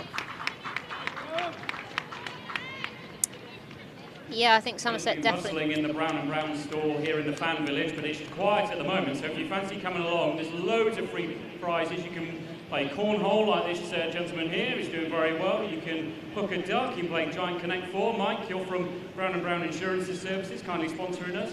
What can they win? You can come along and win 4 tickets to the last 2 championship games. You can have 4 Brown and Brown one-day shirts and a £100 food voucher. Brilliant, and you can get these sunglasses. Forgot mine, very handy. Thanks, Mike. Thanks, Brown and Brown. Pair of sunglasses if you go down there. Good work out there, Rob. Rob's going for he's putting his speedos on. He's going to go for a dip in that paddling pool, I've heard. Molly Robbins into the attack from the river end. Look to hit the pitch, shape it away.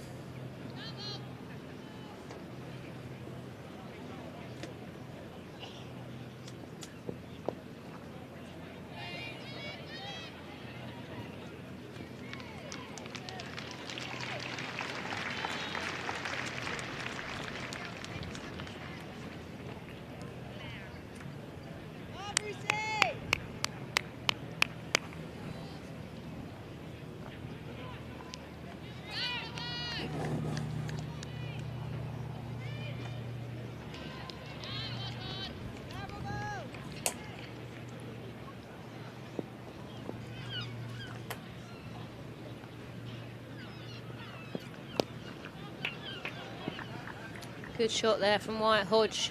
Just a late cut through the covers. Straight to a fielder though.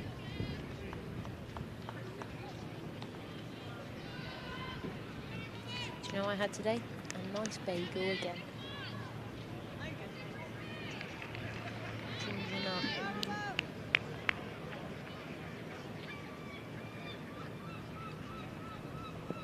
Oh, slow ball there I think from Molly Robbins. 61 mile an hour. Paige Schofield is normally fairly attacking. It's a nice delivery that from Molly. Just swung away. call her best ball. Just in the round off stump, shaping away.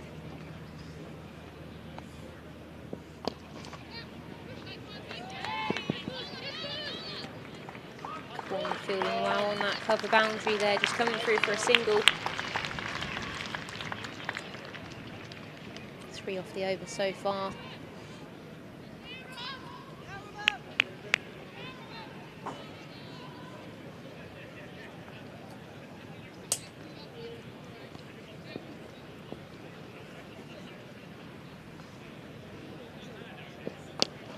Oh, up in the air, is it a chance? No, got enough on it.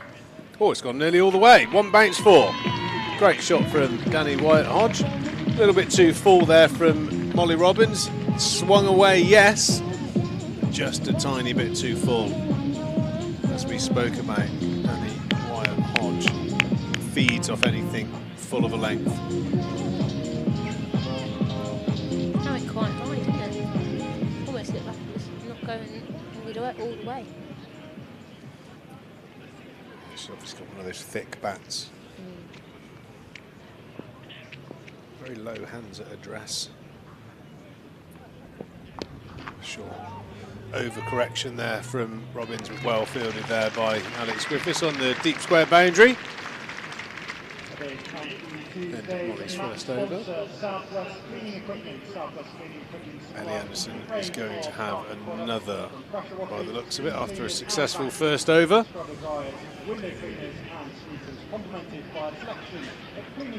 Starting to fill up nicely.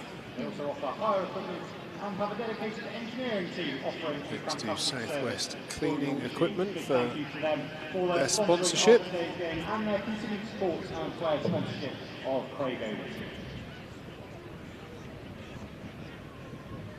the place clean. This place might need a clean up after I've chomped through me ginger nut biscuits and dropped a few crumbs.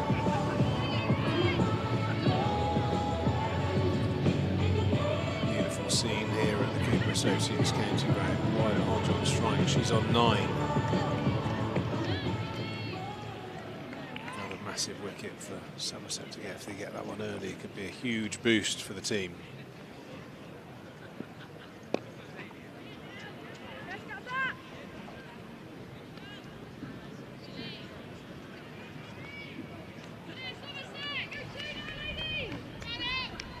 $16 off 3 overs so far for Surrey.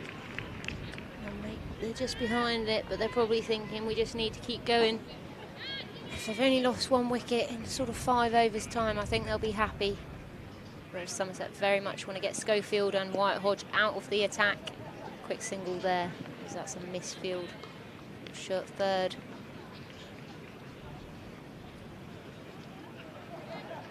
Surrey fielded particularly well and showed some really high standards in their fielding. Brilliant pieces of fielding cutting off on the boundary.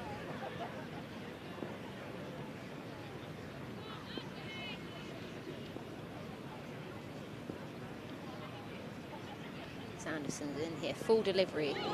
Play and miss there from Schofield, big swing, but quite a good carry there from Anderson.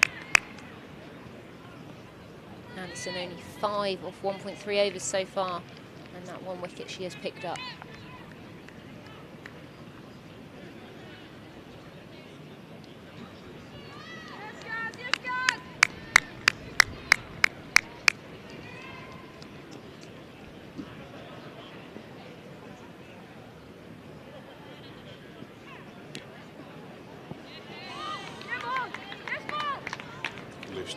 Delivery there from Anderson, just gloved around the corner. Yeah, I think got a little bit of ginger nut biscuit stuck in the throat there. Didn't quite get her line or length there, Anderson, and just dragged that one down the leg side, but it's only gone for 2. So Molly Robbins has chased that down.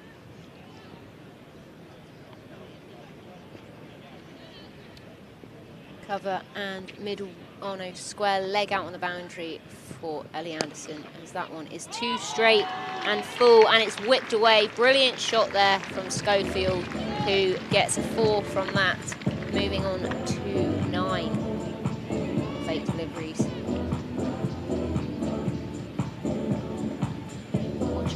play there. You can see Anderson's gone 2 full and 2 straight, and that's just whipped off the pads, racing away for 4.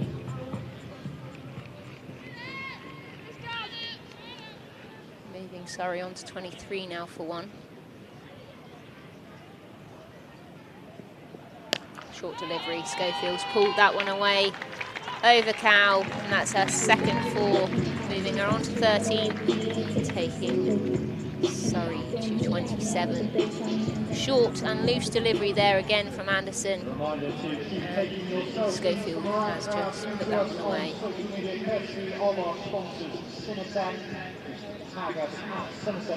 See a change of bowling here from the River End. It's going to be Barnes. Another bit of spin coming on.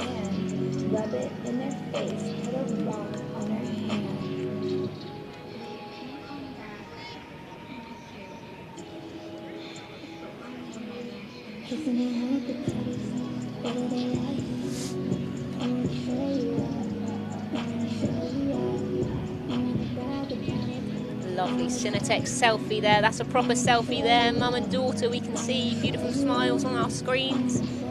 Keep them coming in. We'd love to see them. Send them over on Instagram or Twitter. Coming on ball from the River End, number 95, Olivia Barnes. So Barnes is going to come on. And this is going to be the first we've seen of her, really. Bit of left arm twiddle.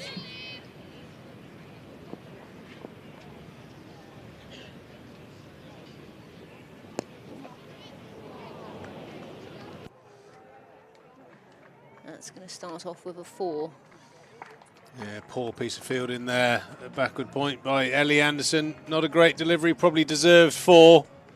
Sometimes you need a bit of help from your fielder, and wasn't forthcoming.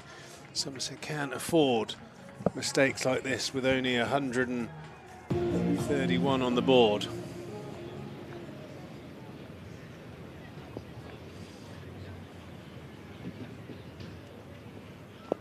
That's better, that's better. He's done well there, a backward point, reeling that one in.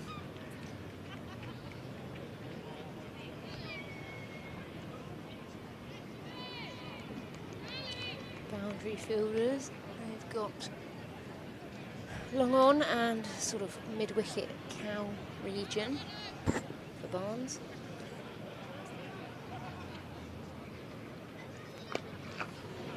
He's pocketed into the Cow region. Griff's going to do well to cut that off, and she has.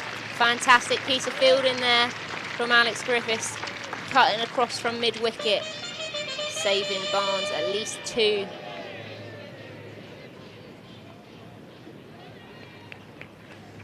Can't really bowl anything outside off stump with this field. So a little bit of pressure. Oh dear. Waist high, full toss and put away. Got what that one deserved. Probably lucky to get away with that. It was quite high on the waistband. Rose, the bat checker, wasn't quite onto that one.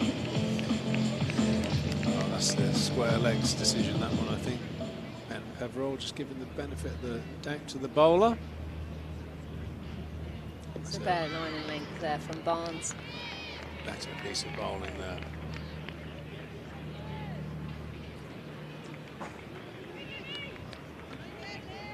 .11 off this over so far with 1 ball remaining.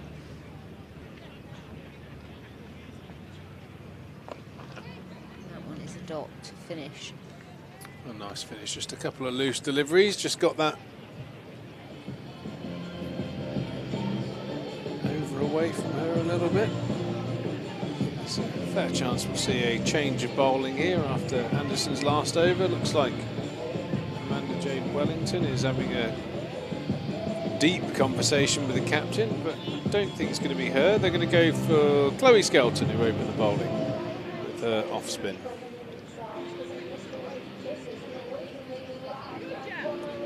Wilson's doing some running. I think she's doing 5 overs. She comes out here to mid-on. 38 for 1 here after 5 overs. Surrey have lost the powerhouse batting of Bryony Smith early for 4. Since then, Schofield and Wyatt Hodge have recovered things. Put on 31 so far on relatively quick time. They're going at 7.5, and they only require just a shade over 6. So a couple of wickets needed here from Somerset. Wyatt Hodge just eyeing up that square leg boundary. Well bowled from Chloe Skelton. Good length, good control of length. Somerset just need to get through this last power play over, and then they can have a few more fielders out protecting things. Oh, poor delivery from Skelton, and exactly where Wyatt Hodge was eyeing up before the over started. A freebie boundary there.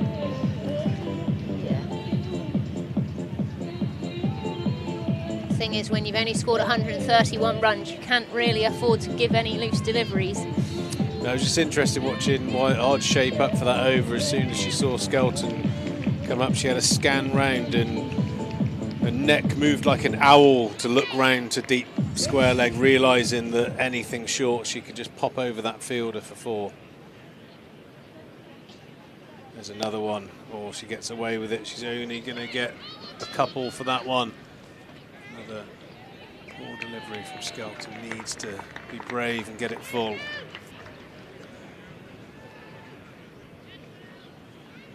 The mid-on back in the cow corner. That field really suggests that they want Danny Wyatt Hodge to try and go aerial and straight. She's got to be brave and give the ball a little bit more flight. Well bowled. That's exactly what she's done. Good recovery. Good comeback there from Skelton.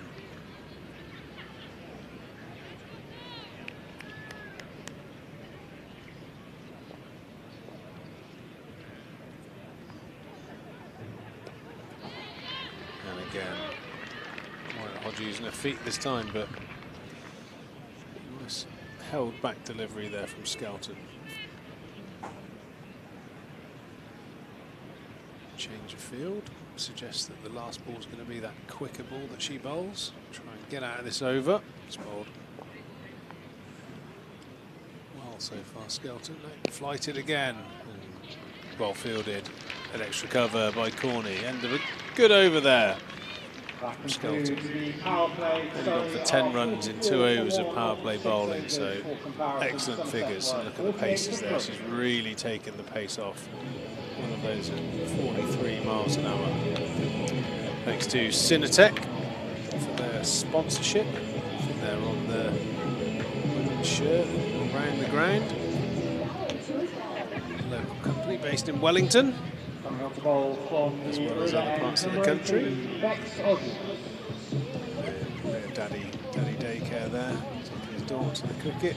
Just had a break down. Bex Hodges was coming on to bowl, and I thought, what on earth's going on? Has Bex taken her pads off? They've just got it wrong. Wellington. Who knows in T20, but it's Amanda Jade Wellington. She didn't come off with the bat today, so she'll be looking to put a performance in there with a flighted leg spin. I imagine these group of cricketers would have played a fair bit against each other, especially Wyatt Hodge, who plays in the BBL. They'll know what Wellow's all about. She starts with a big spinner. She's not afraid to give the ball air. Wellington, she's one of the spinners out there that really does give it a rip and turns the ball. Yeah, I think Wellow knows that Wyatt's going to go after her. She did it in that 50 over game, didn't she? First up, she just took it to her, and I think that tends to be Danny's sort of option. She wants to sort of take it to the bowler early, but the thing is, Wellow's got such an experience, and she likes to take wickets. She likes to turn the ball big. Surrey need to be careful because they don't really want to lose a second wicket now. Well, that's hit very cleanly. Misfield from Luff there in the covers. They will come Great back bit of for running 2. there from the Surrey pair. Turning a 1 into 2. Half stop there by Somerset captain, really awkward there, bouncing around those used footholds.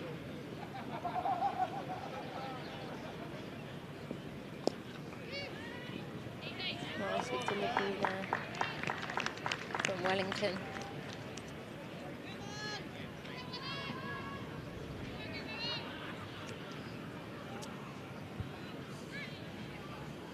Schofield on 21 off 17 so far, and so is Danny White-Hodge.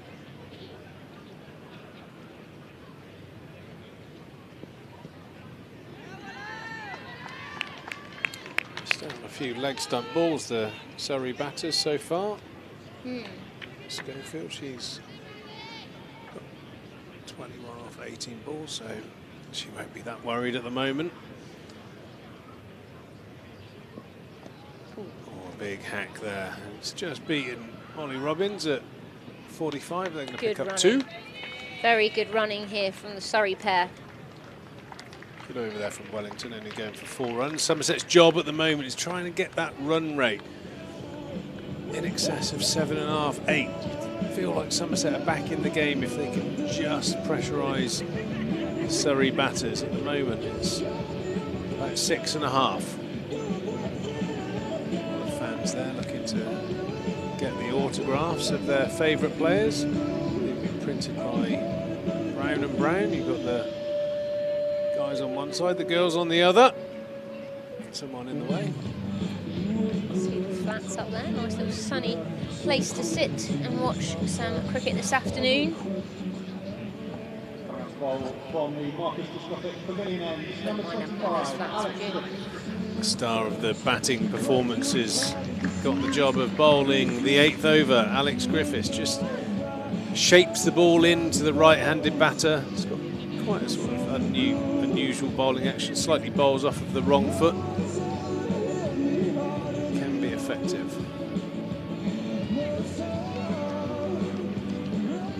3 deep fielders out on the leg side. No one saving the one. I think that's potentially a missed trick.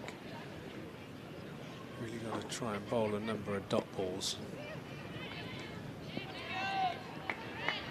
Where would you try and find that fielder from?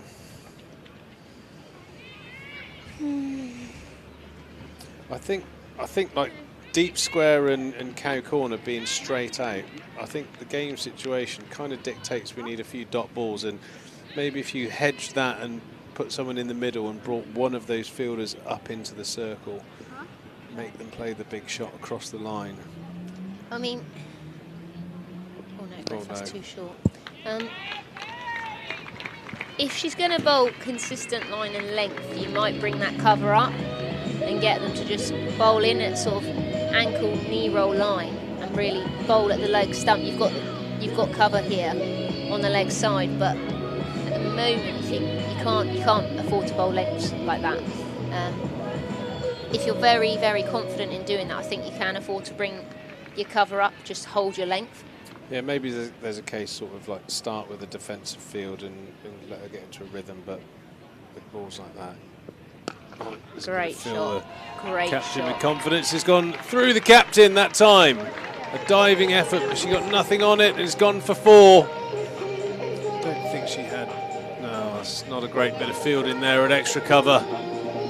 Schofield has crunched that one and it's gone over the top. So Already 8 runs given away with fielding, and we did mention how good the Surrey team were in terms of saving runs.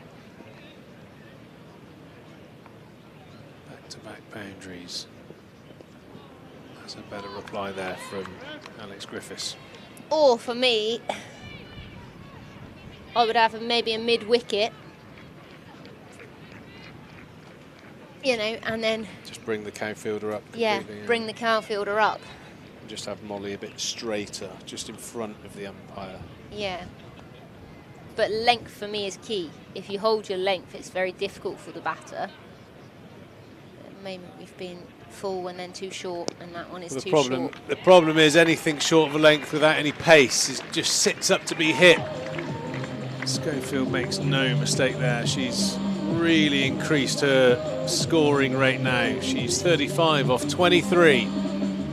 This over's getting out of hand. They brought deep cover up and they put another fielder out on the leg side. It's always one of those cricket no-nos, is not to set fields for bad bowling. I kind of feel like that's what they've done there. Isn't it? Chasing it.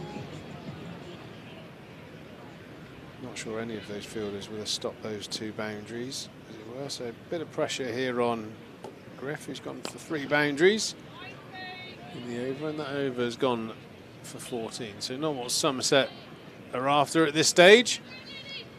Schofield 36 now off 24 deliveries. She strikes the ball well, and we've seen in the last few seasons, the last 2-3 years, she's really started to step up her game. She does hit it hard. She's had some big scores in the last 2-3 seasons. Surrey 62 for 1 after 8 overs. Really need the premier bowler to strike here. It's looking a bit ominous at the moment at this early stage. Only 131 on the board. Win of Somerset shirt, scan the QR code, buy a ticket and be in the chance to win. That's the ODI, 7th of June versus the West Indies. Scan the QR code on the screen there. Amanda Jade Wellington in, flighted delivery there. Schofield just hitting that to mid-wicket for a single.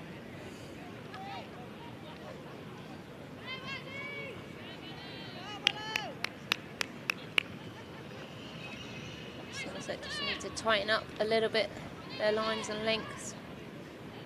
Wellington, I'm sure, will want a breakthrough for herself here. Only 4 off her first over and then 1 off this over so far.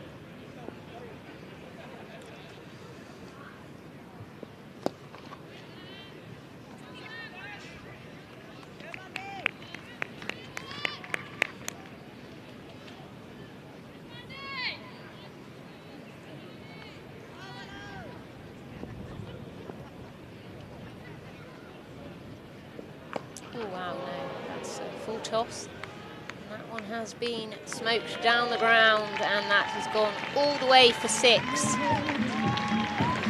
White Hodge has just hit that straight in front of the Ian Botham stand. Yeah, the last couple of games, White Hodge has certainly gone after Wellington. Maybe a little bit of beef there from their BBL times. Another good aggressive shot out to the deep fielder, and she turns and picks up 2. Great running. Some sloppy fielding out there at deep square. White Hodge moving on to 30 off 21 deliveries. Schofield's on 37 off 25. So good batting so far from this Surrey pair. And they've run particularly well between the wickets, always looking for 2 all the time.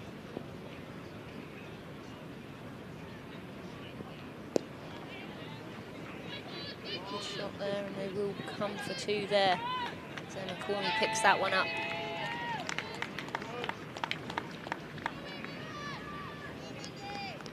This over so far has gone for 11.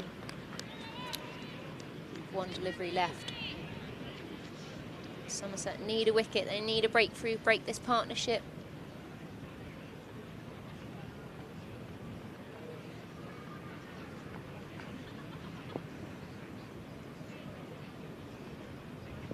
Flighted delivery there.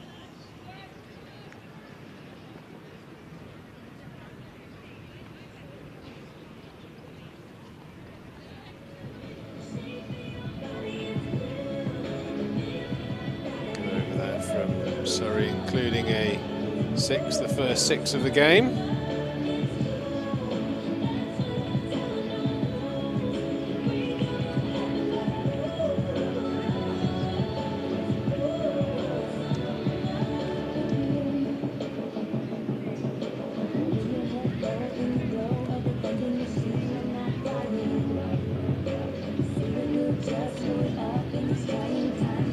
Thanks to our partners, WPA Health Insurance and Frenetic.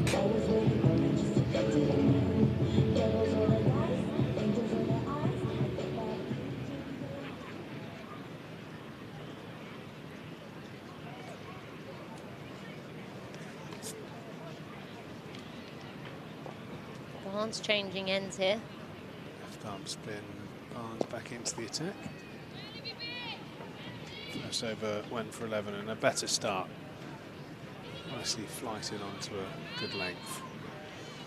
Three fielders out on the leg side, no one out on the offside apart from long off.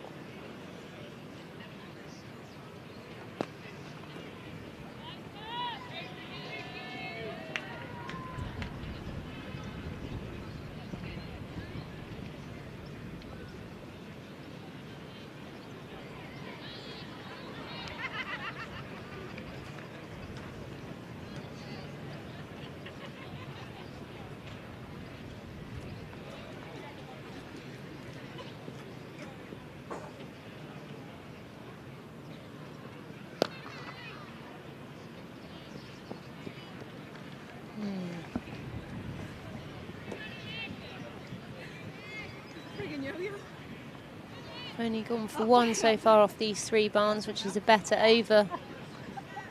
The first over probably a little bit nervous and a few loose deliveries.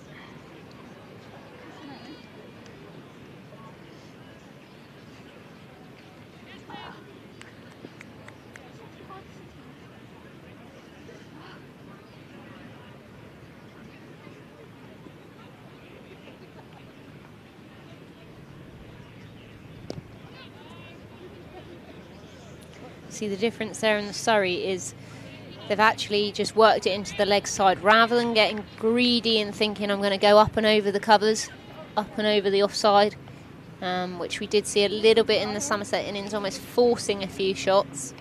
They're just saying, okay, we can get an easy one, if not two, through the leg side. The boundary fielders are out. Over the wicket to Wyatt Hodge, good sweeper of the ball. She's had a good look over to square leg straight away. Yeah, right on cue, thank you very much. Over the wicket, bowled into my strongest shot, and that's 4.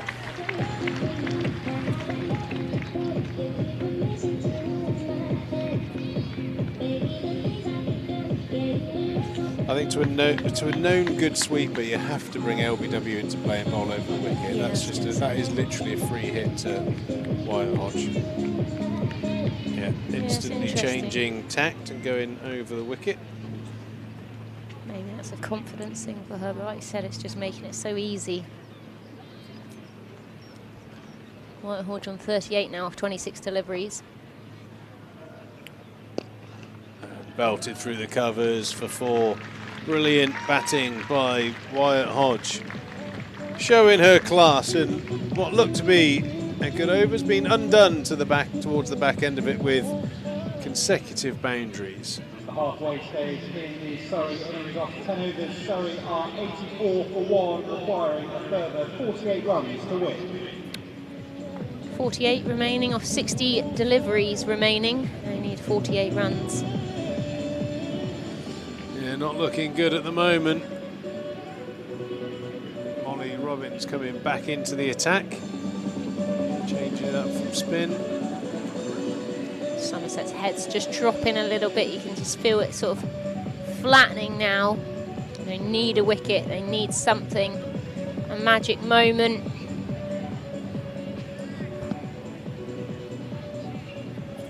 Schofield 38 off 27 of Wyatt Hodge on 42 off 27.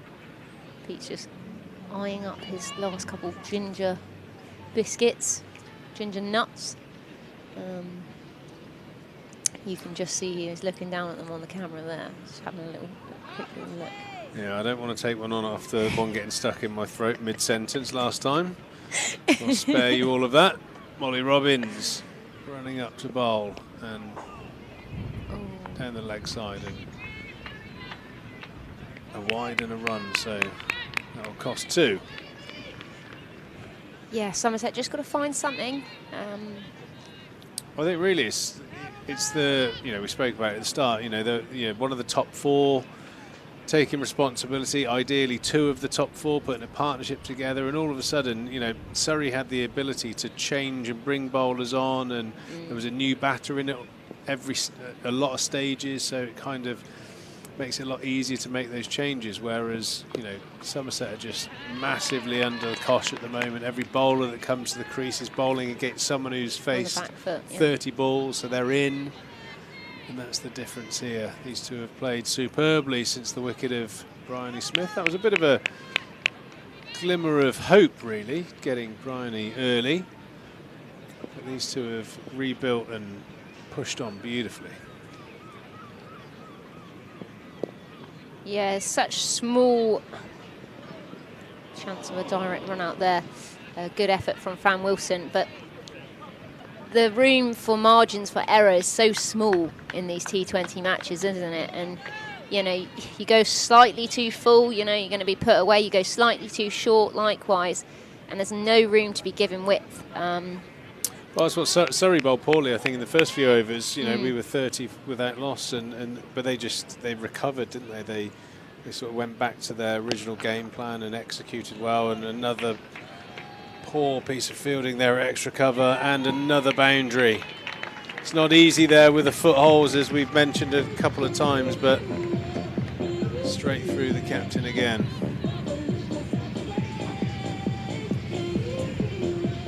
Yeah, it's just small. It's just small. Small things can make a big difference in these games, and things happen so fast. You've got to be able to adapt, and like you say, Surrey did adapt, but Somerset at the moment are struggling to do so.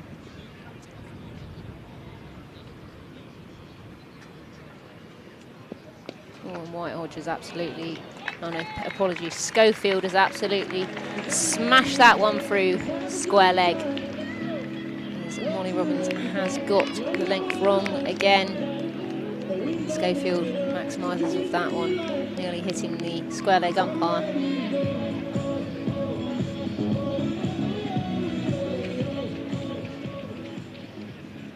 Schofield moving on to 46 now off 29. Whitehodge is on 43 off 29. Both batted superbly so far.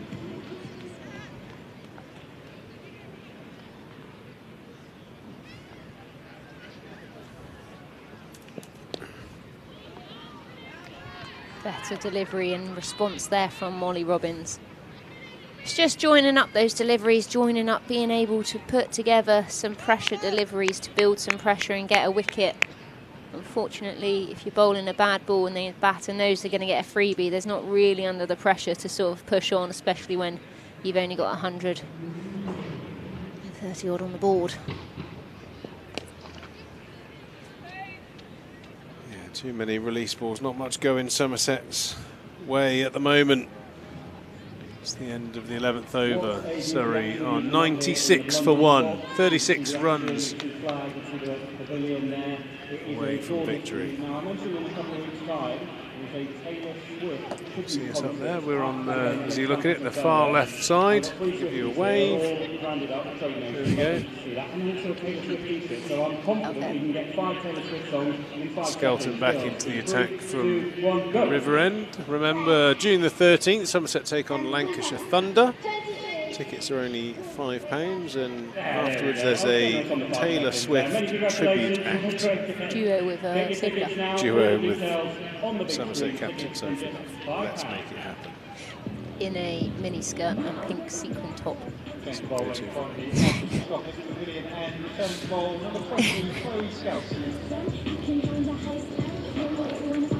just bringing cover up. And at the moment, she's got 3 out on the leg side. I think they realise that they haven't got all the runs to play with. They've got to build a bit of pressure. Schofield on strike here on 47. As that one is worked 2 extra cover. No run.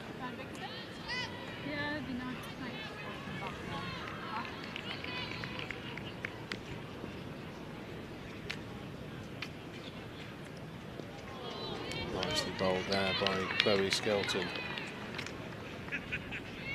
First sort of wishy-washy shot there from Schofield, just flirting with that one outside off stump. Oh, she's made up for it. There's a catch. Whoa, unlucky. No. Nearly a great catch there from Molly Robbins. It looked like she had it. Thought she But did, when those elbows hit the ground, the ball just popped out. Certainly not a delivery that deserved a wicket, but that's the sort of chance Somerset have to take. It was in, then it was out, and it ended up a couple of runs.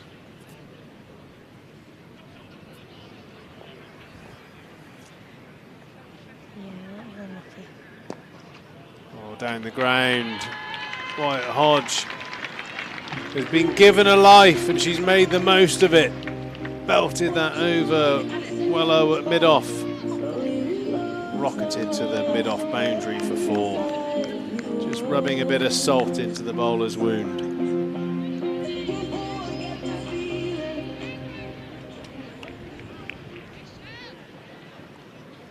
Schofield given the chance, and they just actually got a single there, but Wyatt Hodge moving on to 47. Oh no. Funny bit of cricket that.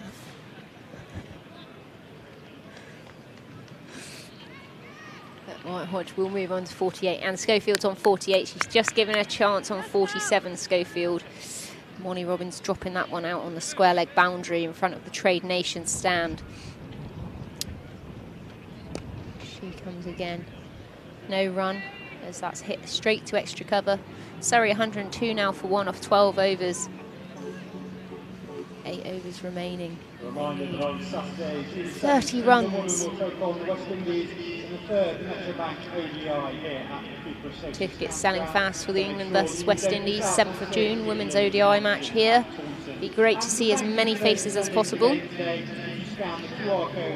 Somerset have got a very short window to turn this around. They've been outplayed in all 3 departments of the game at the moment. Captain's turn to the star bowler, Amanda Jade Wellington, to try and turn this fixture around. A couple of quick wickets needed. Schofield 48, Wyatt Hodge 48.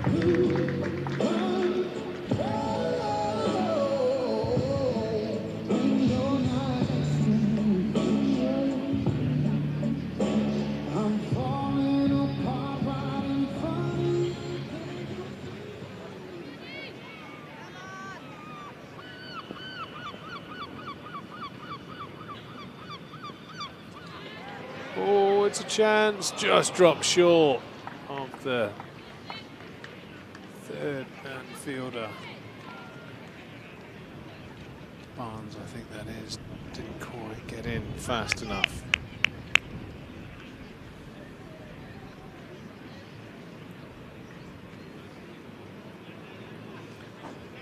Wyatt Hodge certainly going after Wellington at every opportunity.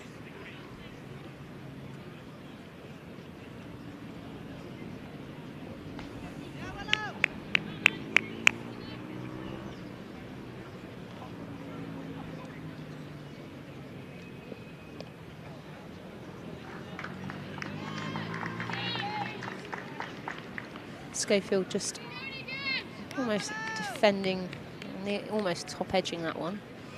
She's already just given a chance in the previous over. She's hit that one straight back over Wellington's head, and that's her 50.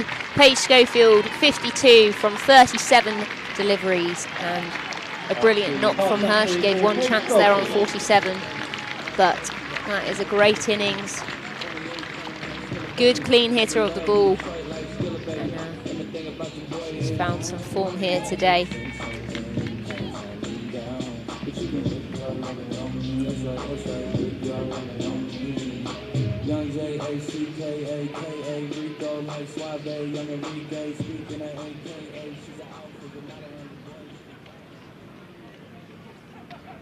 She goes again there, Schofield up over the top. And it's going to be chased down, but they can't quite get there, and that goes for 4 in front of the Colin Atkinson's pavilion.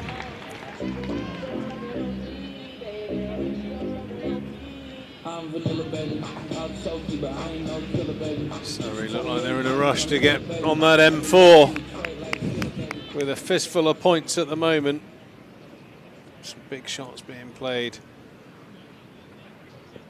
Oh, reverse sweep, well played and well fielded there from Barnes. Nice shot there from Schofield for none. Good piece of fielding.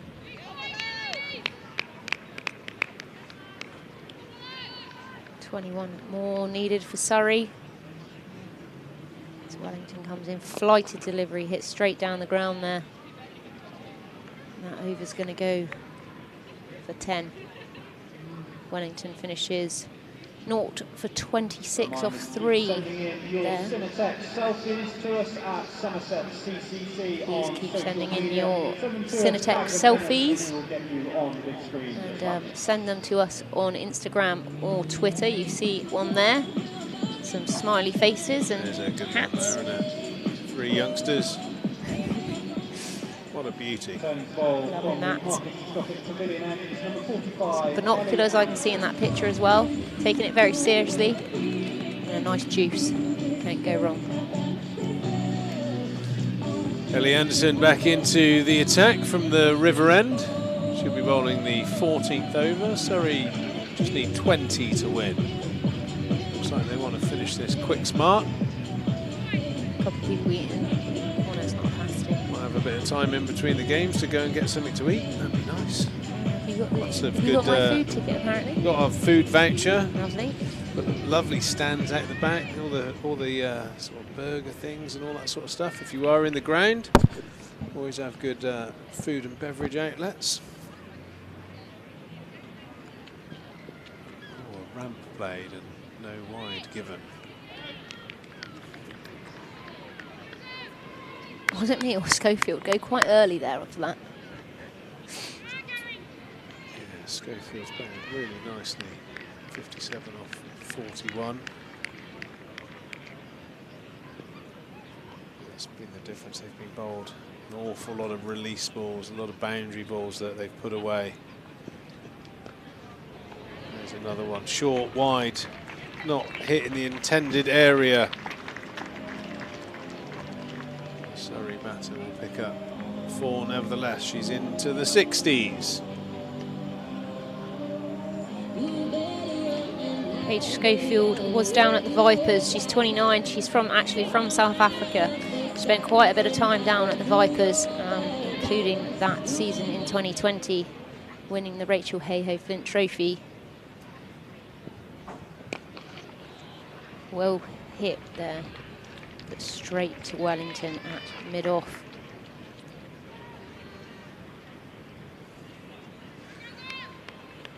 Could she have made a bit of ground in to catch that? Like it got to her almost on the half volley.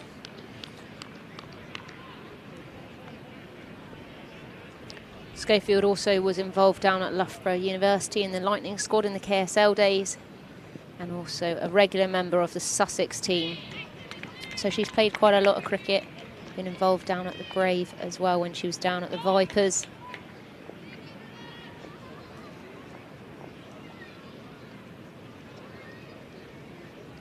And she joined Surrey Stars as they were in 2023.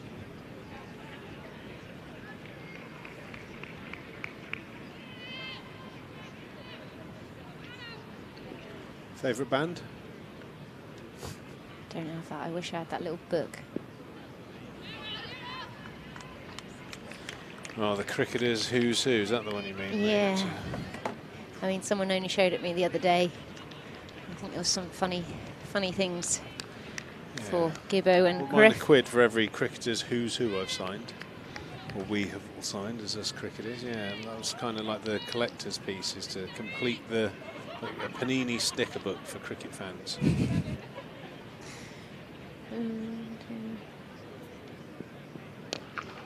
Oh, good shot down the ground. Not going to be a boundary, but she'll pick up 2. No, she won't. Big shot played, and a reminder to come and spend Tony Gibson. Another Somerset over. In the Who's 117 for 1. Yeah, her nickname's Kimmy K. Some interesting facts in her little book are her first cricket club is Dumbleton, pretty much her main club and only club.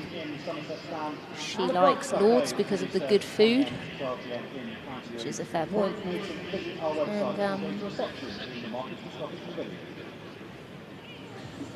Barnes into the attack from the River End. Don't forget, Sunday Fun Day, another double-header. Somerset women take on Durham and Somerset men take on Kent Spitfires. 12 o'clock and 4 o'clock respectively. A great day out here at the Cooper Associates County Ground. Barnes has the job of defending these 15 runs. Schofield 62 and Wyatt Hodge one away from what would be a very well-made half-century. Down the wicket, big swipe. What do you think Skelton. Gibbo's silliest outfit she's ever worn has been? I will plead the fifth on that one. Well, she's a big Harry Potter fan, so it's a Severus Snape costume. Is that Alan Rickman? Is that him? Alex Griffiths, however, her favourite warm-up song. What's your favourite warm-up song? Anything from the Rocky films. As Danny Wyatt Hodge completes a very well-made 50 off of 33 deliveries, striking at 151. Only person today to hit a 6. Okay, well, Alex Griffiths' favourite warm-up song is Let's Go Back by Jungle. Bet you didn't see that one come in. Oh, reverse sweep. Barnes picks up her first wicket. Schofield has played well for her 63. Can't quite see it home for her Surrey team, but she's put a huge dent in the Somerset day. She departs for 63. Paige Schofield bowled by Olivia Barnes for 63. Griff's nickname is Ali G, for anyone who didn't know that. And she would like to rediscover the guitar.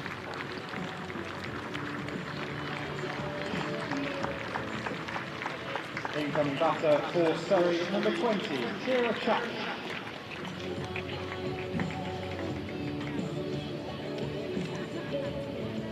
Kira Chatley to the crease. I hope that's pronounced right. Chatley? What do we think? What would you go with? Sounds perfect. Chatley? Sounds perfect. Kira to the crease. Shame there from Paige Schofield. She did play particularly well. One chance on 47 and then just got out there. Didn't quite see it home with only 13 runs remaining, but a great partnership from her and Wyatt Hodge.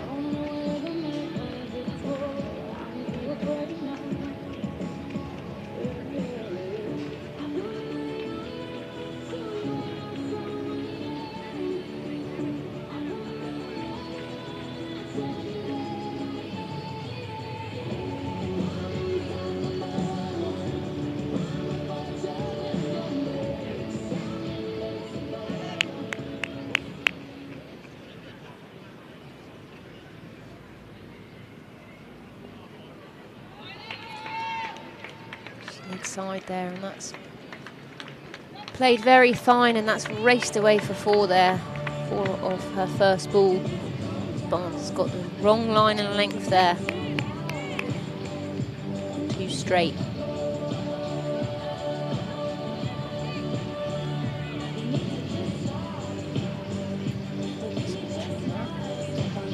Surrey only needing 9 runs now, 32 balls remaining in this game.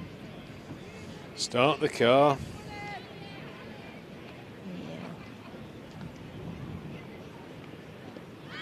Oh, that's full. Going down. Must have been close. The batter's turning to square leg and looking at the floor. It's a bit of a clue it could be close. Yeah, ooh. Bit leg side. Yeah, inside edge maybe. Some big glasses Barnes has got on there.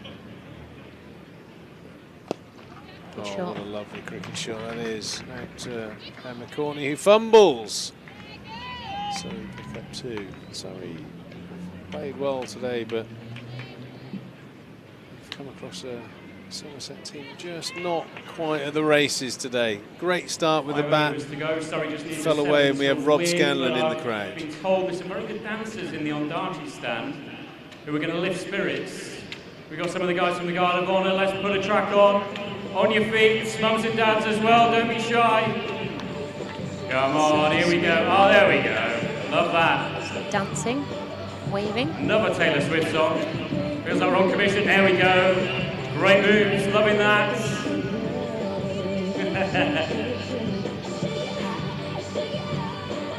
You're on the big screen, loving your work. Come on, mums and dads, don't be shy. It's all the kids showing you up.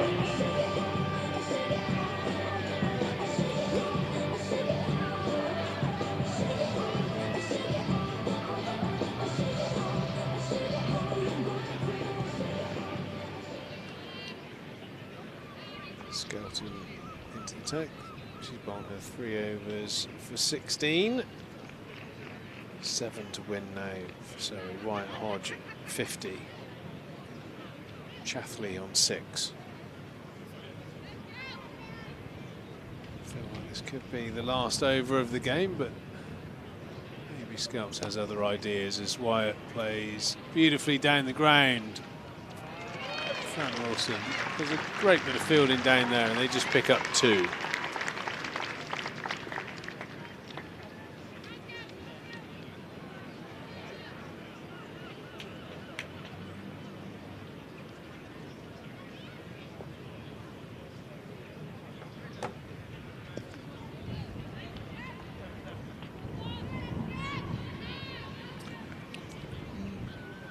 Wide ball there, so just 4 to win.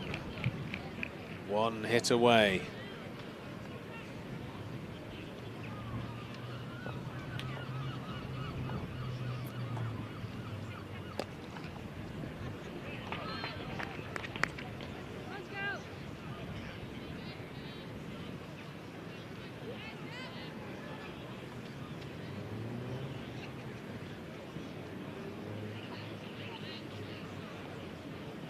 Quite a big debate there going on with Sophie Love.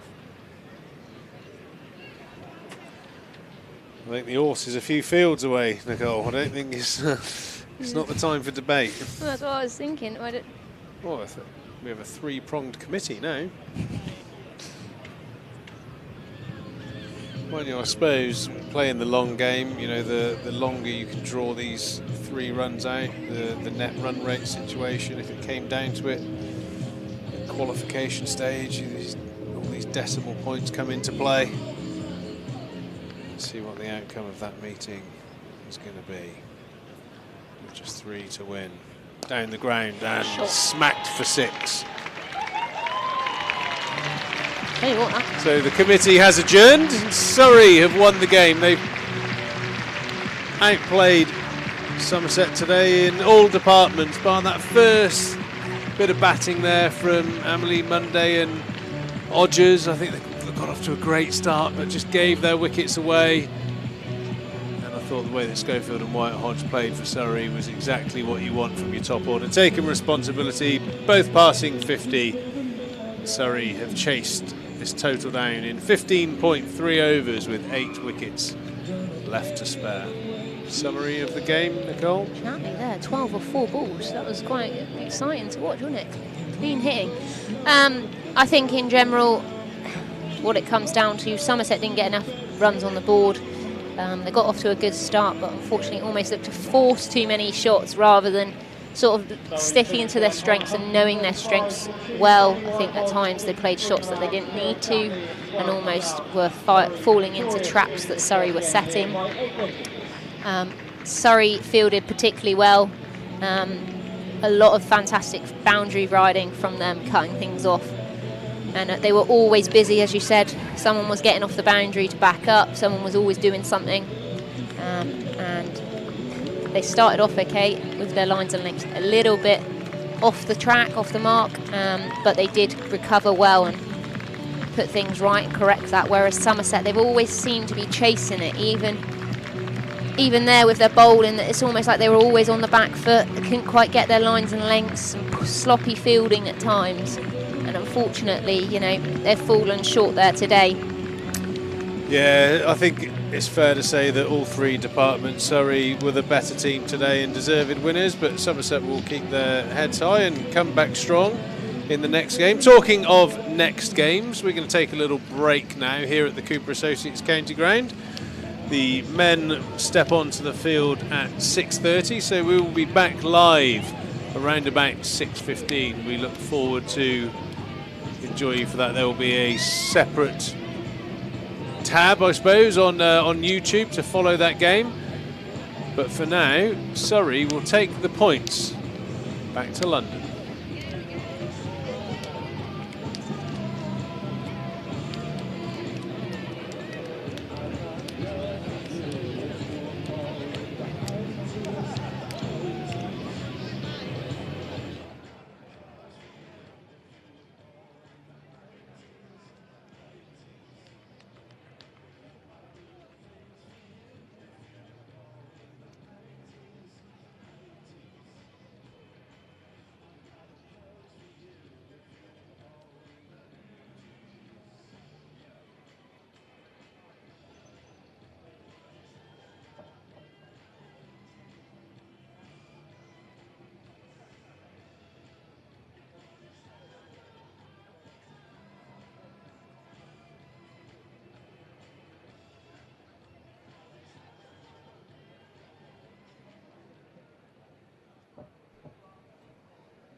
Okay, congratulations then to Surrey, winners by 8 wickets in the end in Somerset's first ever Vitality Blast match. Commiserations to Somerset captain Sophie Love, who joins me now. Sophie, bright start, 39 without loss in the 4th over, I think. What sort of happened from there that got you a total that was reasonable but probably a little light? Yeah, I think we lost a little bit of momentum towards the back end of that power play. We obviously started really brightly. I mean, Amelie Monday on debut, and we know what Bex Odgers can do. She's shown it in a couple of games already this year. So, yeah, it was disappointing to lose that momentum and probably halted our progress in terms of losing wickets throughout the innings then, and we didn't really get a platform to really kick on at the end. That bodes well, doesn't it? Because obviously it's a pressure occasion. It was the big first one, if you like. But to have that bright start shows that there didn't seem to be fear or nerves there. Yeah, I mean, they both played pretty fearless cricket, so that's exactly what we saw from them, and that'll be the message going forward as well, to continue to do that. You lost the toss. I think you said you probably would have bowled first. What did you think would be a par score halfway through? Yeah, I think we were well short of what we think is par here. I mean, 160 probably we would have been really happy with and well in the game, but yeah, unfortunately we didn't get enough runs today. Surrey obviously a very strong side. Danny Wyatt-Hodge there batted very well, and Paige Schofield as well. Not many sort of avenues to go down with the bowling attack. Yeah, look, it's hard playing against quality players week in, week out. It's kind of no hiding place. They batted particularly well and didn't really give too many chances. So, yeah, we've got to sort of reflect really quickly, review and get on the road to Chelmsford tomorrow, and hopefully we can turn things around at Essex on Sunday.